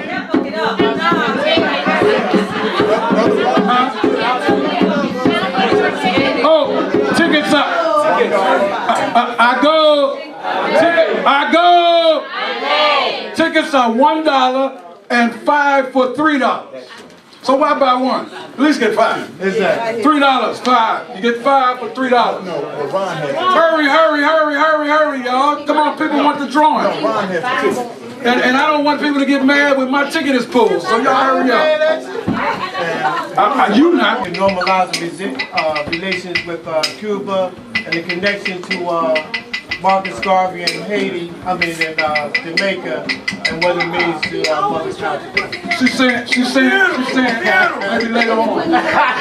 She said maybe later on. I did the middle thing, right? I said maybe later on. We gonna work on it. Huh? Did you get my 5? That's okay. Keep it. All right, y'all. What y'all doing? We're counting the money. No, don't worry about the money. Oh, you counting the money. Don't worry about that part yet. Call my number, man. Call my number. I'll help you count it. There's stuff going on in the world without a little humor in it. So when I win, y'all laugh about it, right? I'm just teasing. Anyway, all right, now. Drum roll. We got a sister here who volunteered. I need to know her name. We want to acknowledge the sister who volunteered. This is What's her name? Dania. No, Dania, do you have a ticket? You can't draw. No, I'm saying, wait, no, serious. No, we're going to let you draw. I'm just trying to make sure they don't get angry if you win. You pull your ticket. If you pull your ticket, you and me got to talk. Now, I want to know your secret. Hey, no. I want to know your secret if you pull your ticket. No, okay. All right, that's okay. That is okay. Hey, if she pulls her ticket, she wins. I just want to let y'all know. I mean, we should give her the whole 102 if she pulls her ticket. Is she that good? All right. Yeah, okay. All right. Don't understand. Don't understand. All right.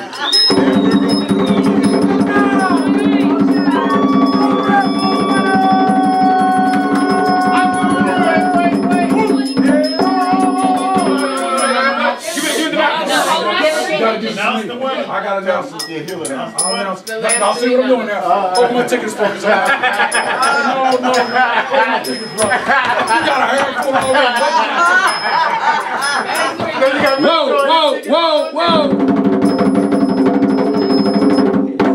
6, I got a 7, I got a 0. I got a That, everybody got that. 6, 7, 0, 4, 4, 3.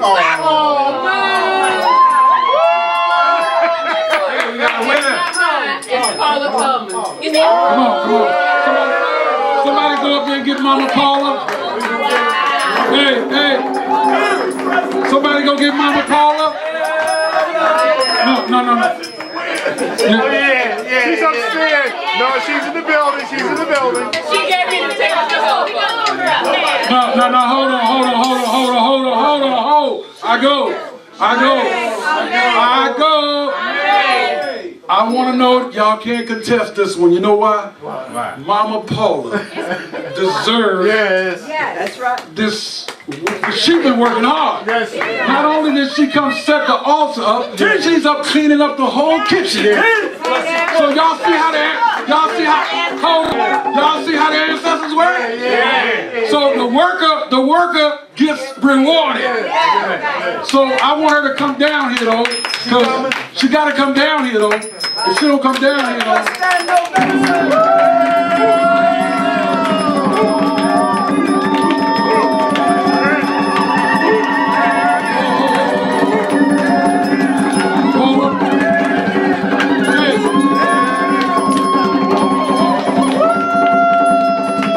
All right, now we cheered her on now. I want to tell y'all something that y'all gonna really be upset about.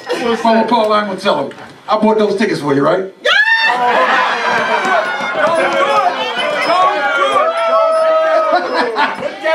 Mama Paula, I'm down here going to bat for you, right?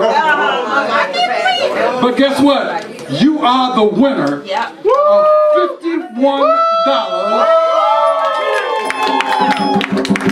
So, happy Kwanzaa. And now you can send somebody else up to do the rest of the cleanup now. You know, but there you go, your pick. And you are the winner of 25 of it. How'd that work? Because I'm giving you some of my money. How you doing that? No, wait a minute. Whoa. And then I'm giving the rest to Tim guy because she drives up from North Carolina. So, no, wait a minute, Paula. Wait a minute, Paula. I'm not waiting. Are you donating this? Paula, are you donating this back to the UNIA? I am. You ain't giving it to me, though. No. I want you to clarify that. That's what I was going to do. No, you're not. I was going to give it. We received. Give it back to her. You see how they do? Hey, and that's y'all's queendom energy. Hey, but no, Paula, clarify. You are Paula. I want to keep it straight. I don't want nobody going out of here saying Mama Paula won and I'm giving it to Senghor. Tell them who you giving it to. I'm part of UNIA. But who are you giving it to? Division 332. Division 332. James, come on here.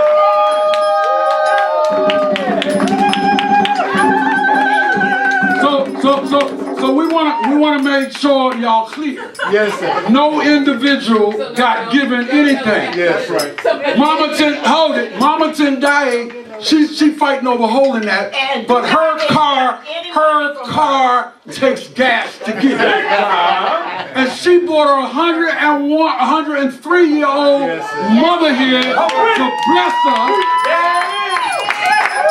So you need to put them Federal Reserve notes in your pocket.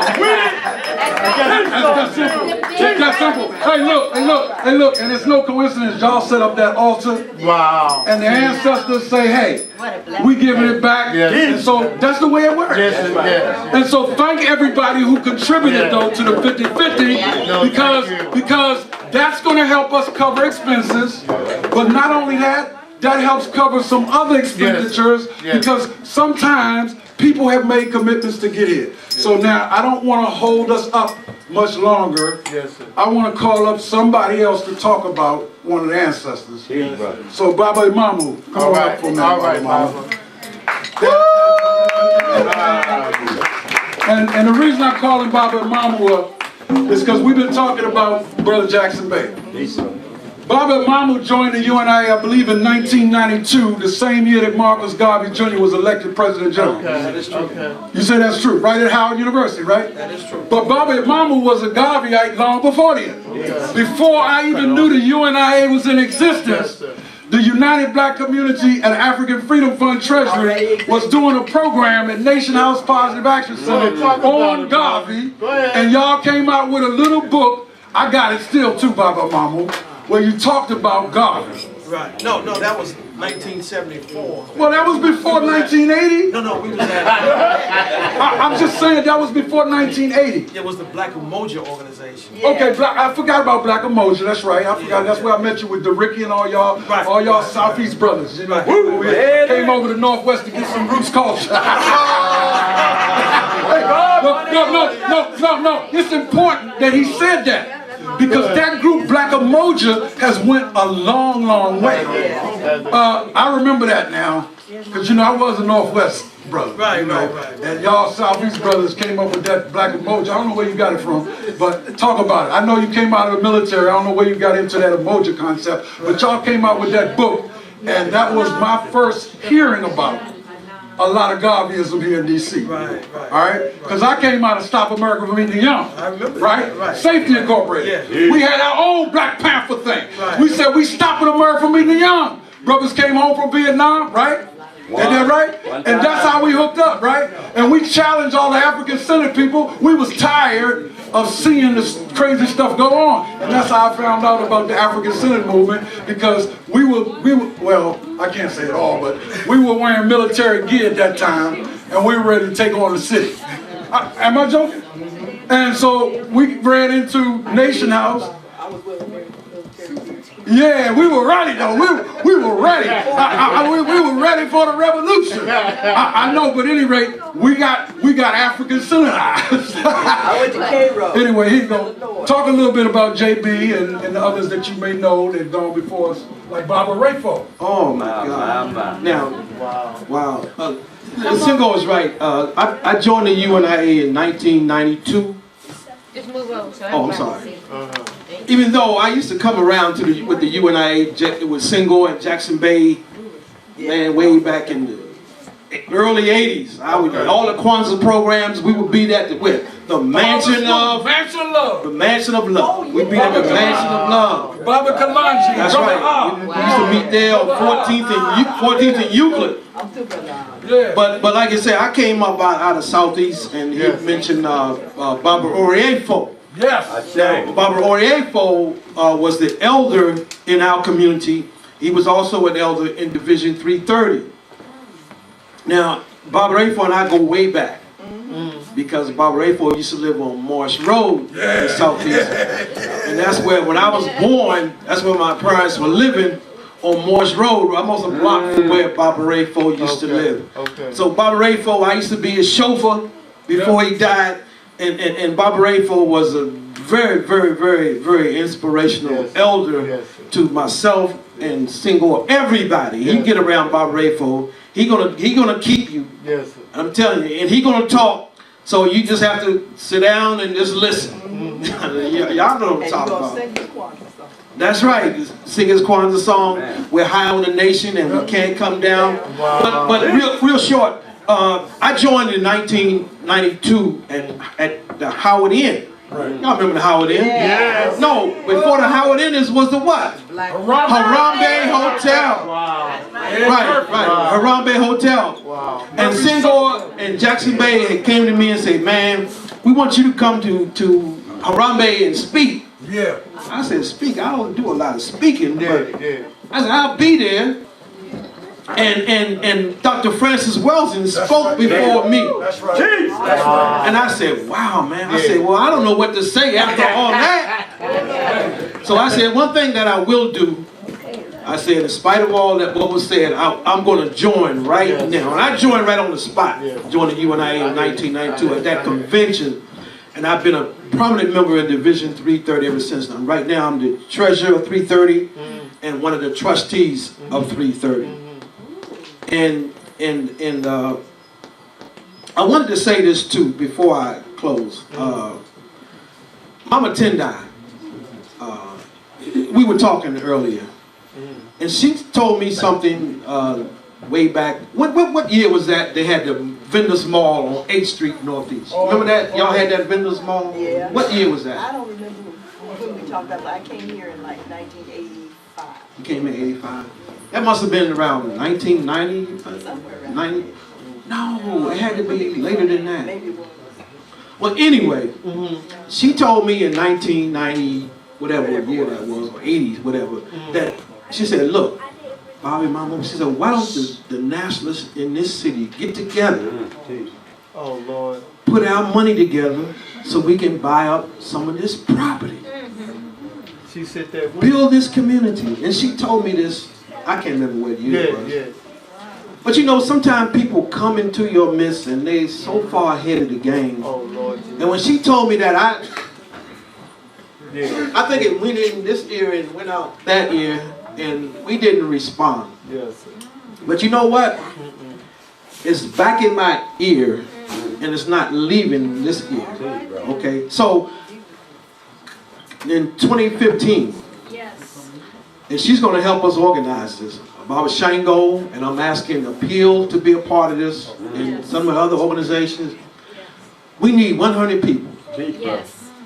And I want the UNIA to be a part of this. Come on, bro. And I'm pushing the UNIA for economic development. In 2015, y'all gonna get tired of me. I'm gonna be on the case. I'm gonna be hitting. They might, but I ain't. You ain't gonna get tired. Okay, I'm gonna be hitting hard with some economic development because we are slow dragging. We should be fast tracking, but we're slow dragging. So there's so much. Look, we say we got 1 trillion, but I don't see the money. Somebody can show me where's that 1 trillion. But I need 100 people to start this program that we're going to do. I haven't introduced it fully. I've introduced it partially, but it's coming, and I'm letting you know right now, I need 100 people to start this. Okay? And if y'all want to be one of that number, please let me know, because I need 100 people. So when I go back to the people who I need to go back to, I say, look, I already got 100 people. What y'all waiting on? Okay? I'm not doing this, you know what I'm talking about. Mama Tendai, understand what I'm saying. So I need a community behind me to do this. So we're going to do this, and that will be done. And the division, and the UNIA, all of the divisions around the country and around the world, there should be more cohesion economically. And I'm going to give a few recommendations and ideas, and like to, partner. We can do much more. So I can go on and on and on, but thanks for 332. Thank you. Thanks 332 for allowing me the time to speak. Appreciate and thank everybody also real quick who got an ad in the Kwanzaa calendar. I was a part of that, putting that together. Thank you so much for getting your ad. And I got a challenge for you, because I just felt you good. Don't go quick. Before we're gonna get a little creativity up here. Come on now. But I got a challenge for my brother right here. You know our High Chancellor Michael Duncan. Right. New York. In Queens. Named after Carlos Cook Marcus Garvey Division. Well, I want you to bring Raymond and Michael down here at an event and hear about what they're doing with economics around professional brothers and sisters that are dentists, doctors, and the membership increase that they're doing. Because what they have told me is that they get ready to turn New York City, every borough, inside out. All the universities.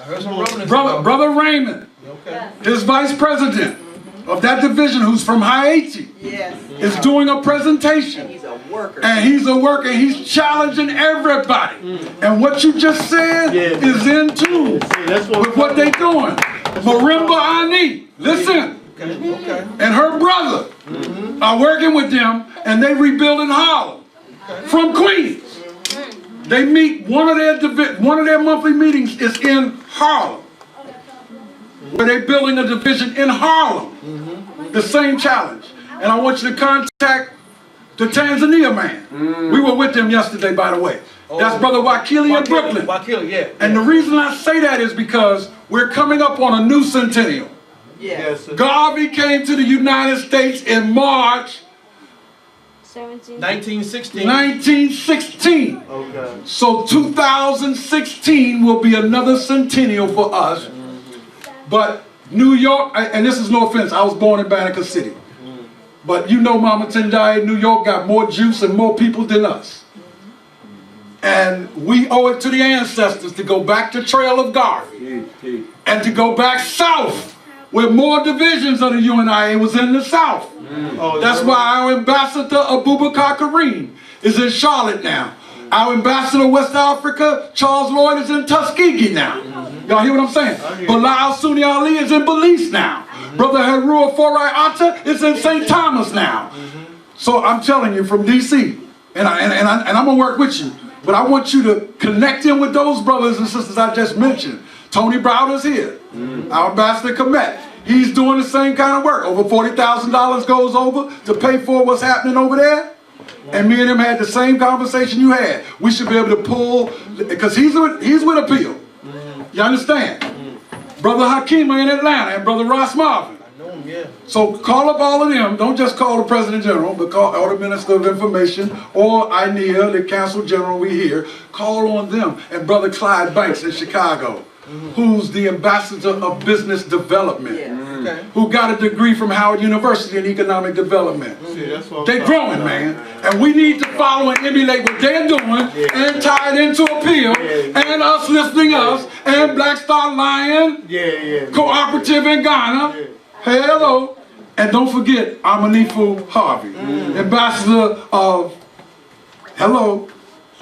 Social work. Oh yeah. And he's retired now. And the reason I mention him is because the same year you spoke down at Howard, he was there too. He spoke with Francis Cress Welsing, with Brother Leonard Harvey when Mbuff was around. And the reason I pulled Joseph up here, because you remember when we had a Kwanzaa in Banneker, and this brother, along with me and Jackson Bay, played drums on a desk, because we didn't have no drums. Wow. This was the first time I heard this brother ever play drums. And you know what I'm talking about. Jackson Bay hosted a program of it was huh? No, that was after. I'm talking about when we were in Banneker and you came and we didn't have any drummers and you drummed on the desk. Wow. I know about Christmas Addicts. That was further on down the line. He is a drummer. But what I'm saying is, I didn't know that he was going to end up becoming a master drummer.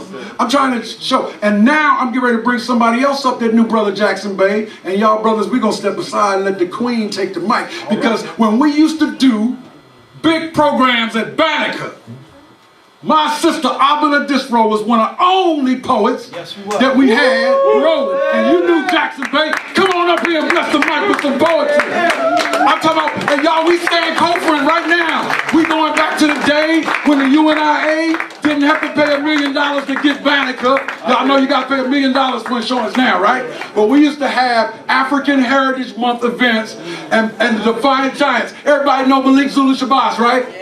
Well, before Malik Zulu Shabazz became what he became, he was with the Defiant Giants, and we hosted them also at Banneker. Is that not right? That's right. And we got footage to prove to that. That's right.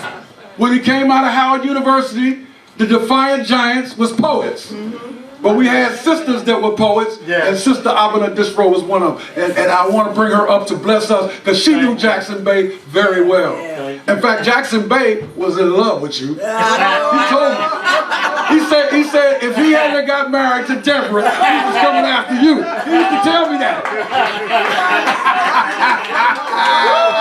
I'm telling it, Albert. Don't let say more already. It's okay. Yeah, I used to teach at the Marcus Garvey Charter School. Jackson Bay used to come up there every day.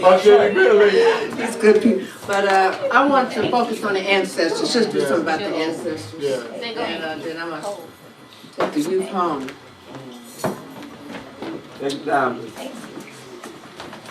Transformations.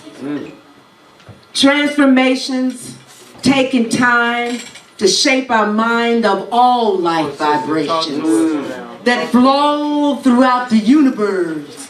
Behold the coming of our ancestors. Look at them surrounding us, sitting and talking, deciding who will walk beside us on this particular journey. We hear them beckoning the spirits of Shango, Ogun, Obatala, Yemeya, Ursuli Dantor, Ursuli Freda, calling all the way from Haiti. Dambalaway, do, Dambalaway, do, Ayuwe, do. Come. Our daughters and sons are beckoning you. Instruct them on how to walk this journey, destined for greatness. We hear the hurts, the betrayals, the deaths, the births, the abuse, the murders. How can we survive? How can we become stronger than ever in this fight? Listen to the earth's winds, the fire, the thunder, the wind. Behold, high priestess and priestesses are emerging. Dambalwe do, yeah.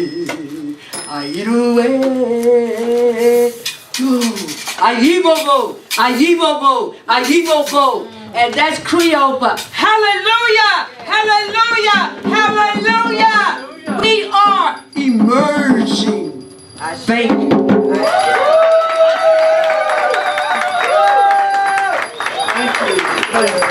Hey, you know, Mama tonight,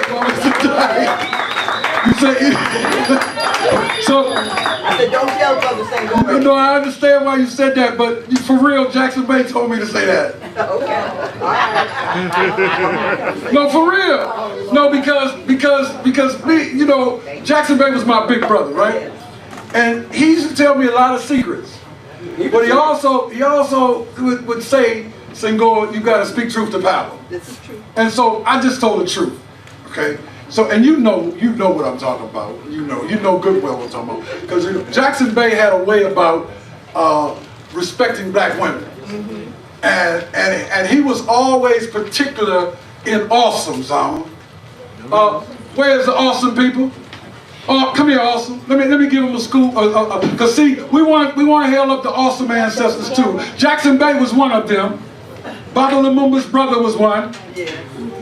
Sister Jackie Green, Sister Lake. No, come, these are ancestors now. No, awesome. Africans working effectively to save our minds eternally. Is that not what awesome stood for? Awesome.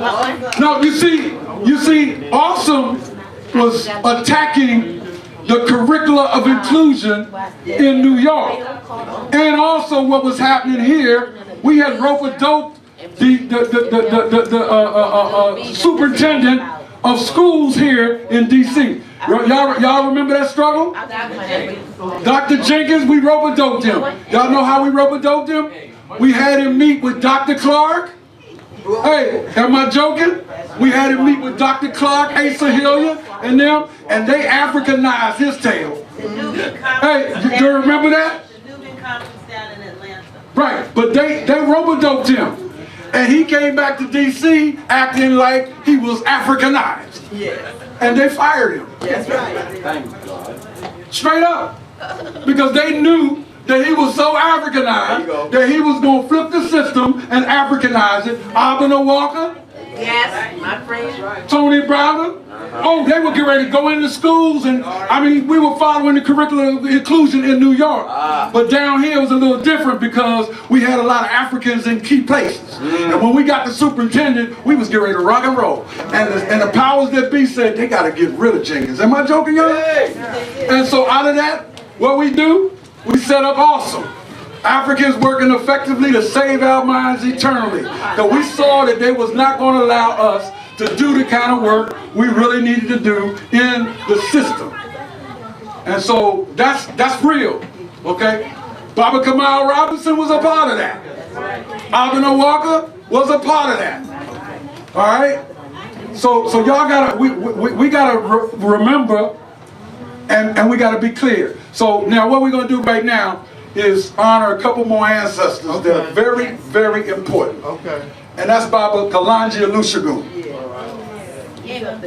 And Baba Kalonji Olusegun used to be known as Vince Gardner. And unlike Baba Mamu and myself, Baba Kalonji was a founding member along with Jackson Bay, along with Vernon Butler, along with Sister Abba, along with Oduno, and get ready for this, y'all, along with Reverend Willie Wilson. Oh yeah, you say I tell the truth? I'm speaking the truth. I'm telling you who was on the charter that started the UNIA. The UNIA used to meet inside the red, black, and green church of Union Temple. Okay? So I want to make it clear. And y'all almost simultaneously do or die. The 80s took place, and the Nation of Islam was reborn. Y'all listening? Yes, listen. The Nation of Islam was reborn under the Minister Louis Farrakhan, do or die the 80s. And the people who went to get him off the plane to secure him coming into D.C. was Reverend Willie Wilson's soldiers. And he was a chartered member of the UNIA. Hi. Why I say that? Because that facts maintain themselves, right? And so I'm just trying to explain to you, the National Black United Front, which is led in D.C. today by Salima Dufo, who's not with us, he's a member. In fact, he sat on a panel with us with Marimba Ani and Brother Kamos of the Nation of Islam in Baltimore, who's a member of the UNIA in New York, and is doing the work here. But Zama, we remember the days when MBUF was here, you know, when it was first here, right?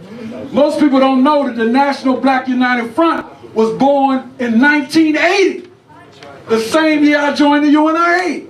It's documented in the Garvey's Voice in New York City. So the point I'm making to you all is, don't look at the UNIA is over here, the Nation of Islam is over here, and MBUF is over here. We all are front and center and doing the works, right? The nation might do things a little different. The UNIA might do them a little different. MBUF might do them a little different, but we all got the same objective. And we ain't too proud to tell the NAACP and the Urban League, come on home, because we down with y'all too. Y'all understand? Despite minor differences, we all doing the work to uplift our people.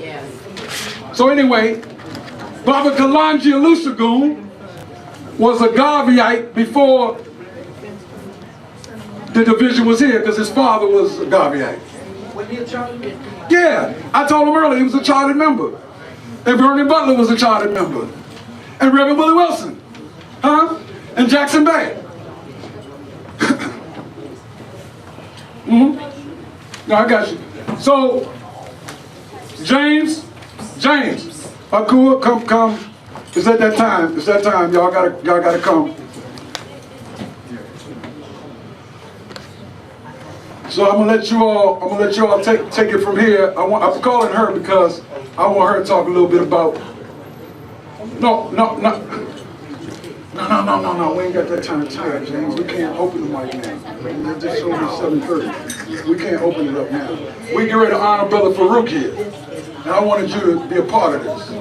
I want y'all, excuse me, we gotta honor a brother who set together the IEM, International Expatriate Movement. and ushered in a whole new legal day. Oh, 448, please come. Come, quick, 448. I want you, I need you. It is important. It's important for us. Mama Paula, could you come for a minute, please? It's important for us to recognize the shoulders we stand upon. And Brother Redmond Battle told me one day, he said, the Council General of the UNIA got it right. Don't no law come before black law. Now I want to break that up for y'all, because sometimes we get caught up in Eurocentric white male, white supremacy law. But there is no law that comes before universal law. Now we talk about Mahat, but we're talking black law now. So before it was any white people, before it was any system of white supremacy, we had universal law. And what Baba Farouk was getting us to understand is that we have to practice our own sovereignty and black law. Universal law. How many of y'all know we're expatriates? Nobody knows? Show me your hands. How many of y'all know we are expatriates? None of us gave up our right to Africa. None of us came here and asked for citizenship. We have natural sovereign citizenship, not just in Ghana, not just in West Africa, but the whole continent. And all people deal with expatriate stuff. And it's time for black people to understand we expatriates. Let's talk about Farouk Muhammad a little bit, and then we're going to get ready to wrap up. But I want all y'all to share a little bit about my brother Farouk and how he touched y'all. Especially you going to be last, Fopier, because he touched you in a lot of ways. You got a lot of little Farouks running around here. Children. Follow you too? Tell people to get the altar stones if they're leaving. I was going to pass them around. Come on up here. I was just going to pass them. That's why I was going to pass them. That's why don't have them. I'm sorry. Make sure you get stones from the altar, please. Y'all, everybody that is leaving, y'all take a symbol with you. Get a stone from the altar. Abena, thank you so much for bringing them girls. Thank you so much. Paula, don't you go nowhere. Come on. All right. All right, John Less. All right, come on. Happy Solstice. All right. I'm here to stand and say that I never heard of the UNIA, ACL, until I met Baba Farouk. So it's Baba Farouk that brought me through hand dance, because he also brought me to hand dance. I was his hand dance partner, and we wanted to show today, but we couldn't get the Wi-Fi. If you go to YouTube and you put in the search Baba Farouk, it says Baba Farouk and Mom. My daughter taped when Farouk's 60th birthday party, and that was the last time he danced. And I danced with him. So if you want to see Baba Farouk hand dance, and just hail him up on YouTube. So he brought me to hand dance. He brought me, importantly, to this community and to the UNIA. So I always have to remember him. He introduced me to the Temple of Inyame, the Nana Kwabena Brown. Okay, so socially hand dance, politically UNIA, and spiritually the Temple of Inyame.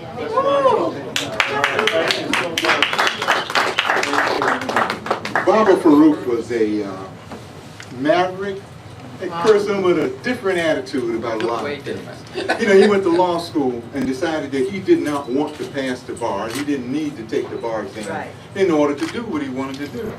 People differed with him. He didn't care. He went on and he practiced. And he won. He won significantly. He was a wonderful thinker. He was far-ranging in his thoughts. We're missing. All right. And Baba Farouk was a great artist. I didn't know him. I think I met him maybe 5 or 6 years before he transitioned, but I really loved him. He was a very strong brother. Brilliant. I just always liked to ask him questions because he always had just real succinct, good answers.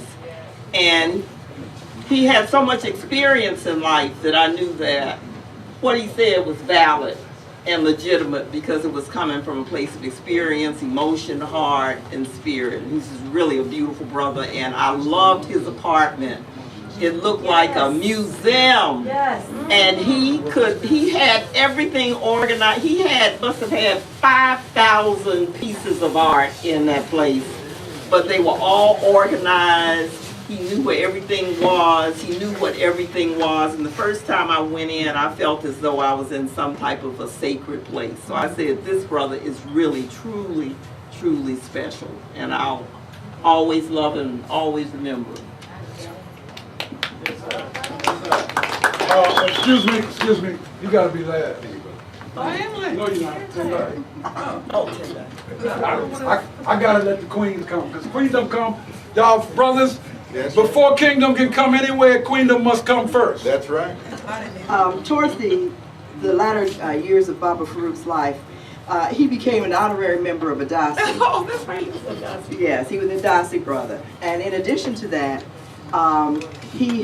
we formed an organization that was to be a spiritual organization, because he understood that the power of our people lay not in just our physical knowledge and whatever, but in the spirituality that we can't touch, because that's the thing that has kept us going when we didn't know how to keep going. That's right. And so his idea was, and we came together and we used to communicate in terms of how to do this, and that was how to add a spiritual element to the UNIA and all Pan-Africanist organizations, so that we would have the intrinsic kinds of things to draw upon, and we wouldn't look at religion.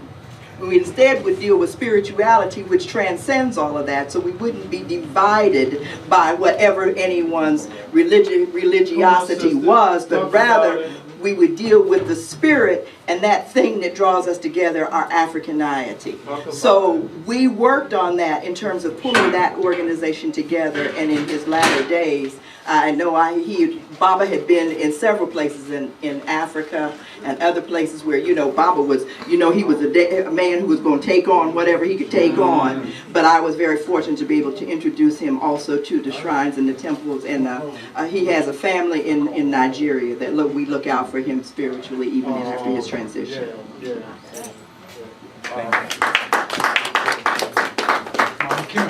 Hold on. Mama Kim Bay. Ayuba. Sister Kim Bay.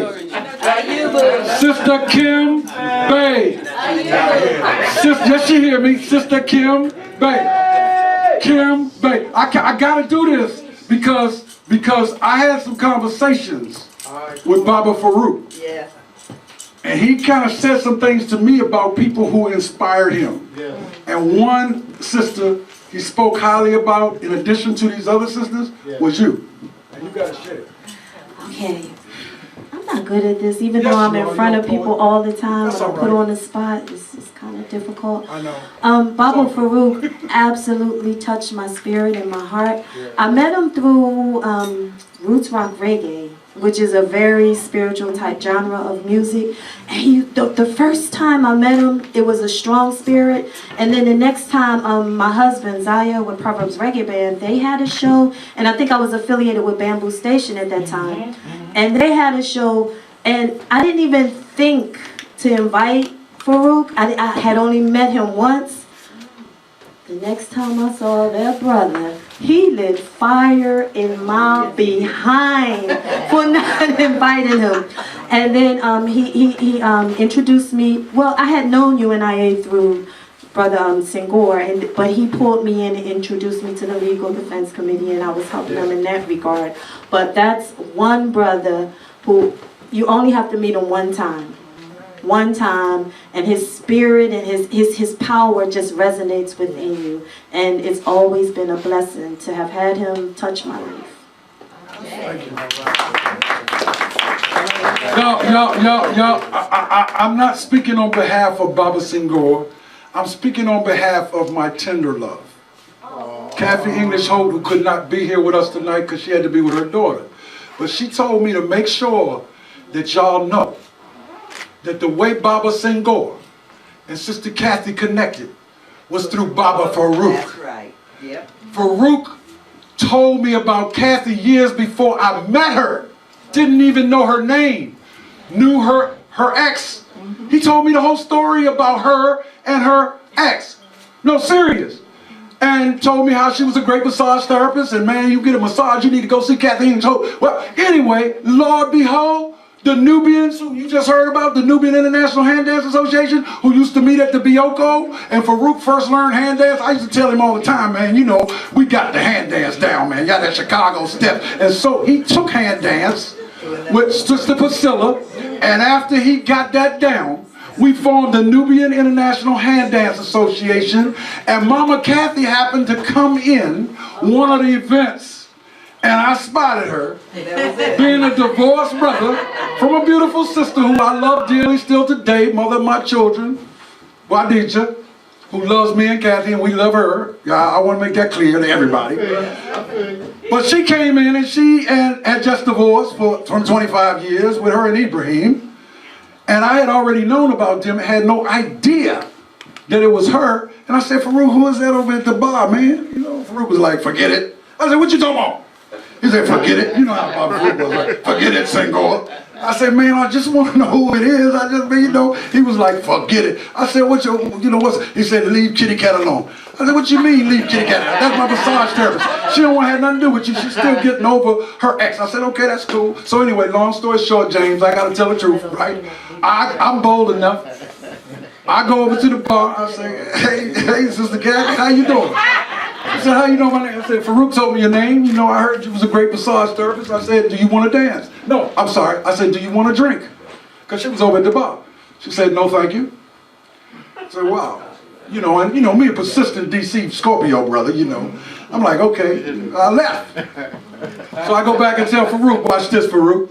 I go over, I talk to Marjorie, her friend. Marjorie was Kathy's friend, right? And Marjorie knew me. Marjorie was from DC. I said, Marjorie, Kathy like to dance? Marjorie said, yeah. I said, okay, watch this, Farouk. I go over and say, hey, Sister Kathy. I said, would you like to dance with me? She said, sure. That was it. That's it. Hey, You ever seen these two? when we got on the dance floor, I said to her, I said, you know, you from DC? She said, yeah. I said, you know, you dance like we dance up Northwest, or you one of the Northeast girls? She got a kick out of that. Because y'all, see, what y'all don't know is in DC had different styles of hand dance. Different, not just you, but I'm talking about those who may not know. DC had a whole lot of different styles, but they bop up in Philly. See, but they had a whole lot of different styles of hand dancing. You know, and look, and I'm one of them rebels. I don't just rebel in the movement. I rebel in the dance floor. They're like, you can't take dance from Mama Priscilla. I said, I'm not.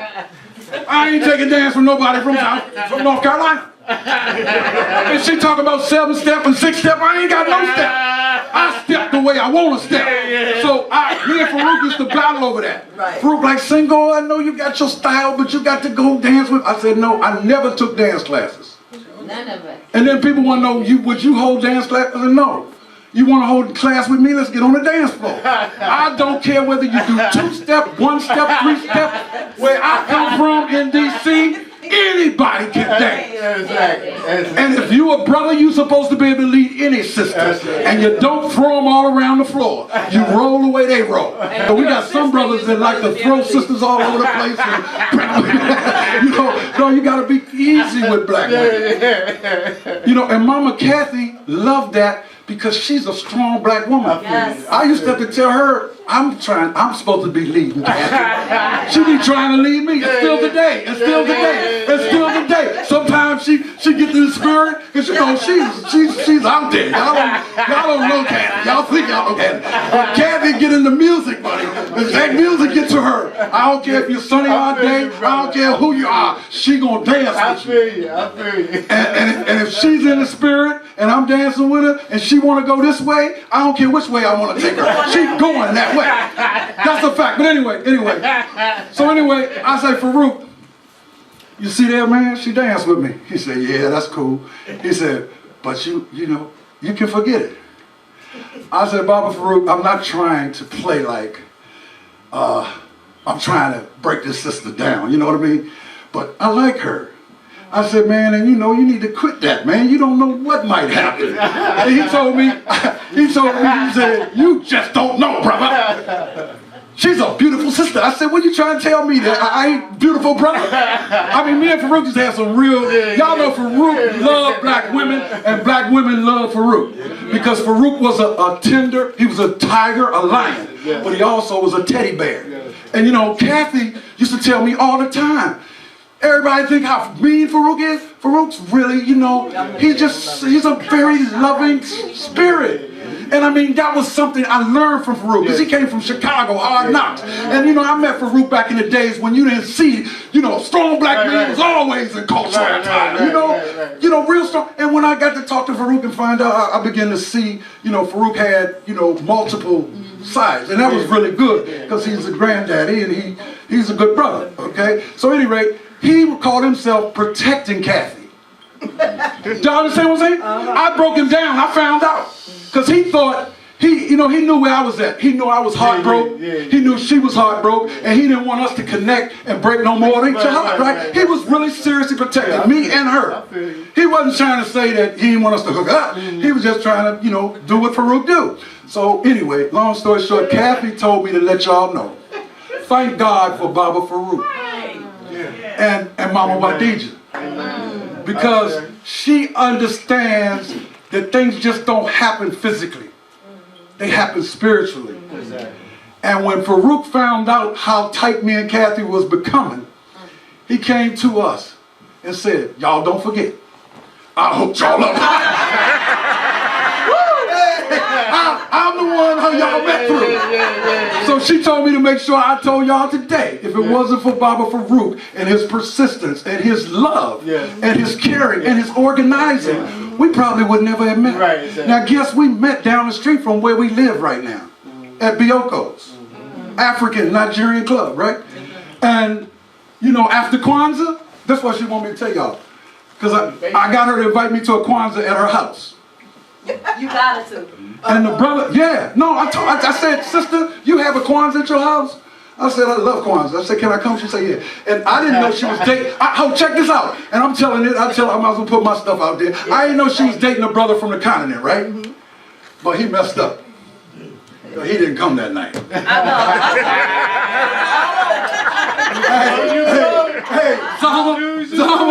Zama, I laid in the cut, brother. I laid in the cut and I stayed there. And you know, I was a gentleman. Met all her friends, all the sisters. Oh, I know Baba Singo. Baba Singo is a great brother. He take care of his daughters. He had a beautiful family. You know, and then they come over to me and say, you better take care of my sister Kathy. So anyway, that story, I tell that story because Kathy is very elated to know that we're doing this tied to the ancestors. Because a lot of times we forget of how we come. You know what I mean? And that's how we come. We meet one, somebody else introduce somebody, or you never know. And with the Cabones coming in here tonight, that was great. But anyway, without any further ado, I saved the best for last. Amen. I say. Mama Fofier. And you know, we want you to tell I don't know.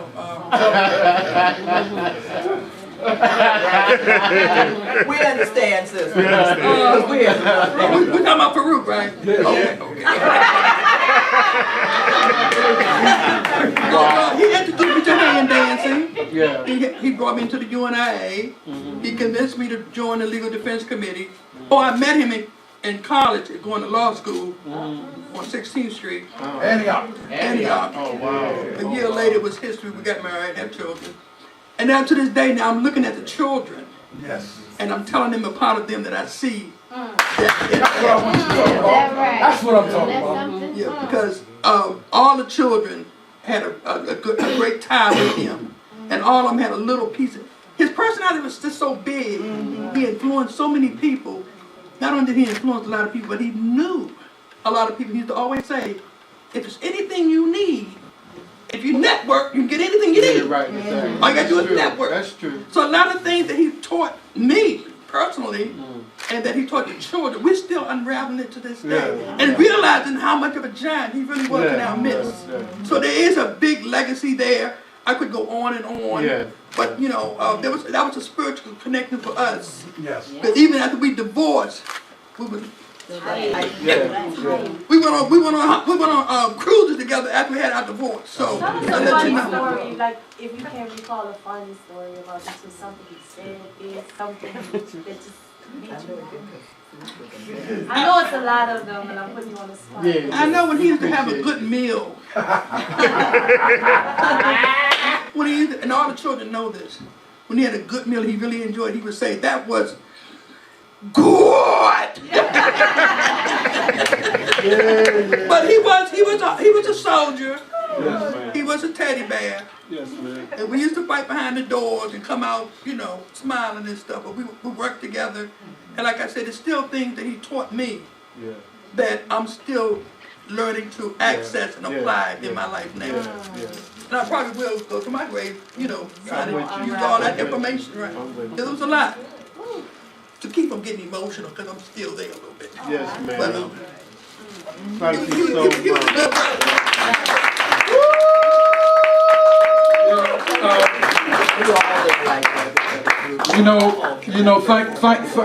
Thank y'all for taking that time to reflect, so that those who may not know some of the connections and the energy. Baba Farouk and I were very close in Zama, y'all might know that. Yes. Many people in the UNIA misunderstood us. They thought that we were trying to take over and take the UNIA from people. And Mr. Battle, who was the President General, understood that Zama, me and Farouk would do anything that he told us. When we had some shake-up things going on here in DC, me and Zama and Farouk, we were ready to deal with it the way brothers from the hood might. Mr. Battle said to us, "Nah, don't do that. Y'all too valuable. Y'all too valuable. You don't waste your energy like that." And you know, one of the big things that I really respect about Brother Zama, and I'm not trying to put you on the spot, Zama, is that Zama is the type brother, not only is he the Minister of Information, he is not only my right arm, left arm, back, front, and center, but he's a real down movement brother. And me and him used to take Farouk to bat from left and right. Y'all understand? I mean, we had a relationship, and we still do. We might disagree, but in the final analysis, we didn't become disagreeable. And that's important, y'all, because a lot of times people saw that and they became afraid of that energy, opposed to be complementary to that energy. And that when Farouk left, the first thing people started saying, now Baba Akili is back. Because Baba Akili, some people don't know, Baba Akili is the first assistant president general, and Baba Akili kind of didn't go away, but wasn't really active for some time in the UNIA, came back. And so then they try to say, oh, now it's Zama, Baba Akili and Senghor. But it ain't us, y'all. It ain't about that. You know, I used to talk to Baba Kalanji and Baba Tony Martin at times. Many of y'all don't have any idea about some of the problems that I saw confronting us and consulted them. And one thing that both of them used to always tell me is they are irrelevant. If you committed and you're doing what you're supposed to do, you ain't got to prove nothing to them. You ain't even got to win them over. That's what both of them used to tell me, Baba and Mama. And you know, because I was trying to get from them a direction on how to handle the situation. And what they were telling me is, you're wasting your energy trying to do that.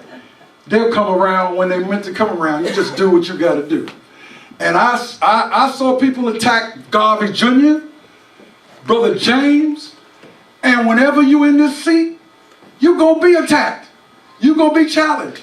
But what Mama Kathy taught me is it's all irrelevant. It don't make no, it doesn't matter. Because I'm not in this for you per se. I'm in this for the Most High and the ancestors. I'm here to serve you. I'm not in this for you. I chose to go to Kathy and go to my daughters and ask them, should I do this? But I had to let them know what the ancestors was telling me. I got to do this.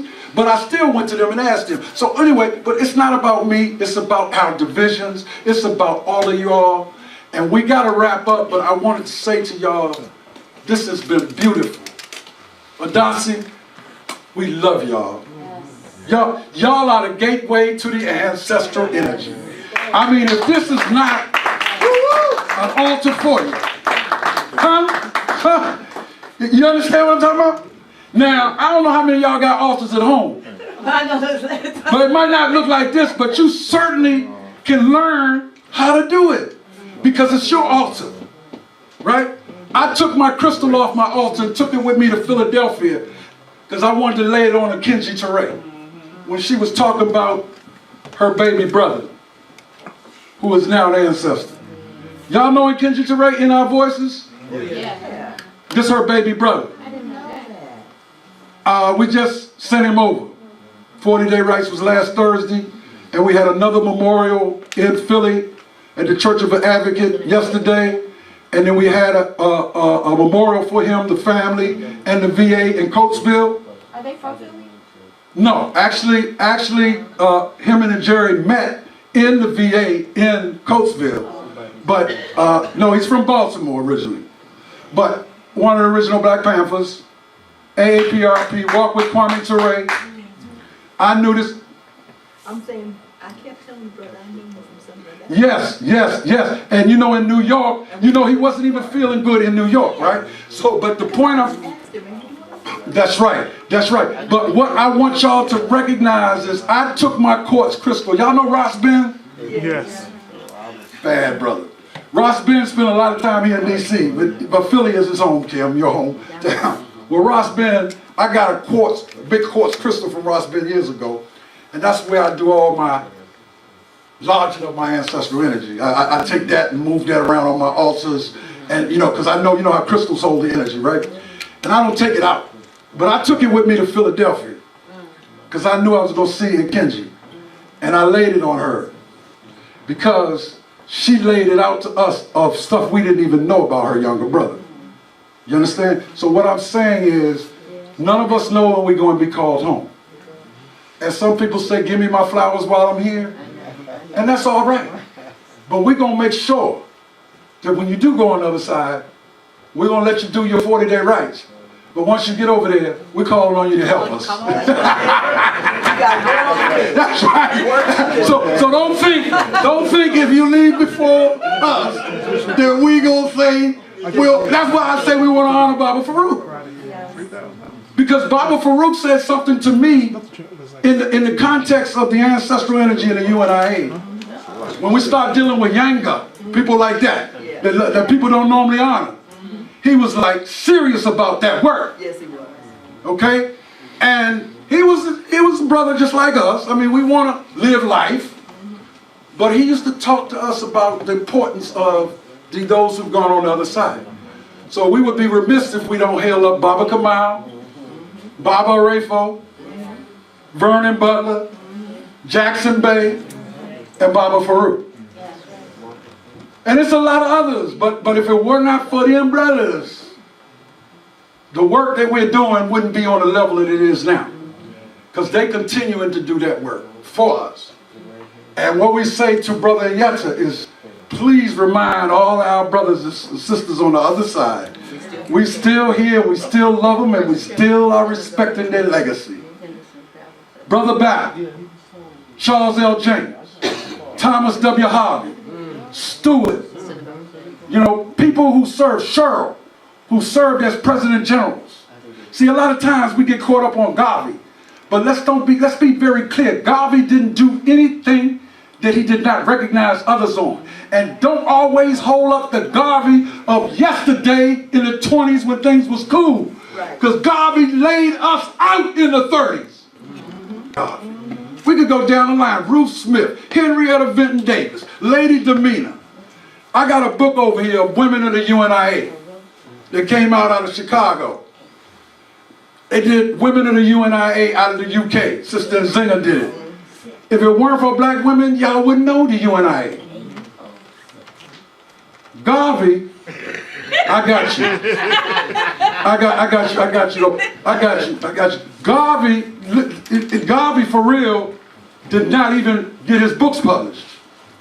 Amy Jocks Garvey did. Dr. John Henry Clark. They the ones that are responsible for bringing Garvey forward. So Runoko Rashidi passed the message on for me to give to y'all too.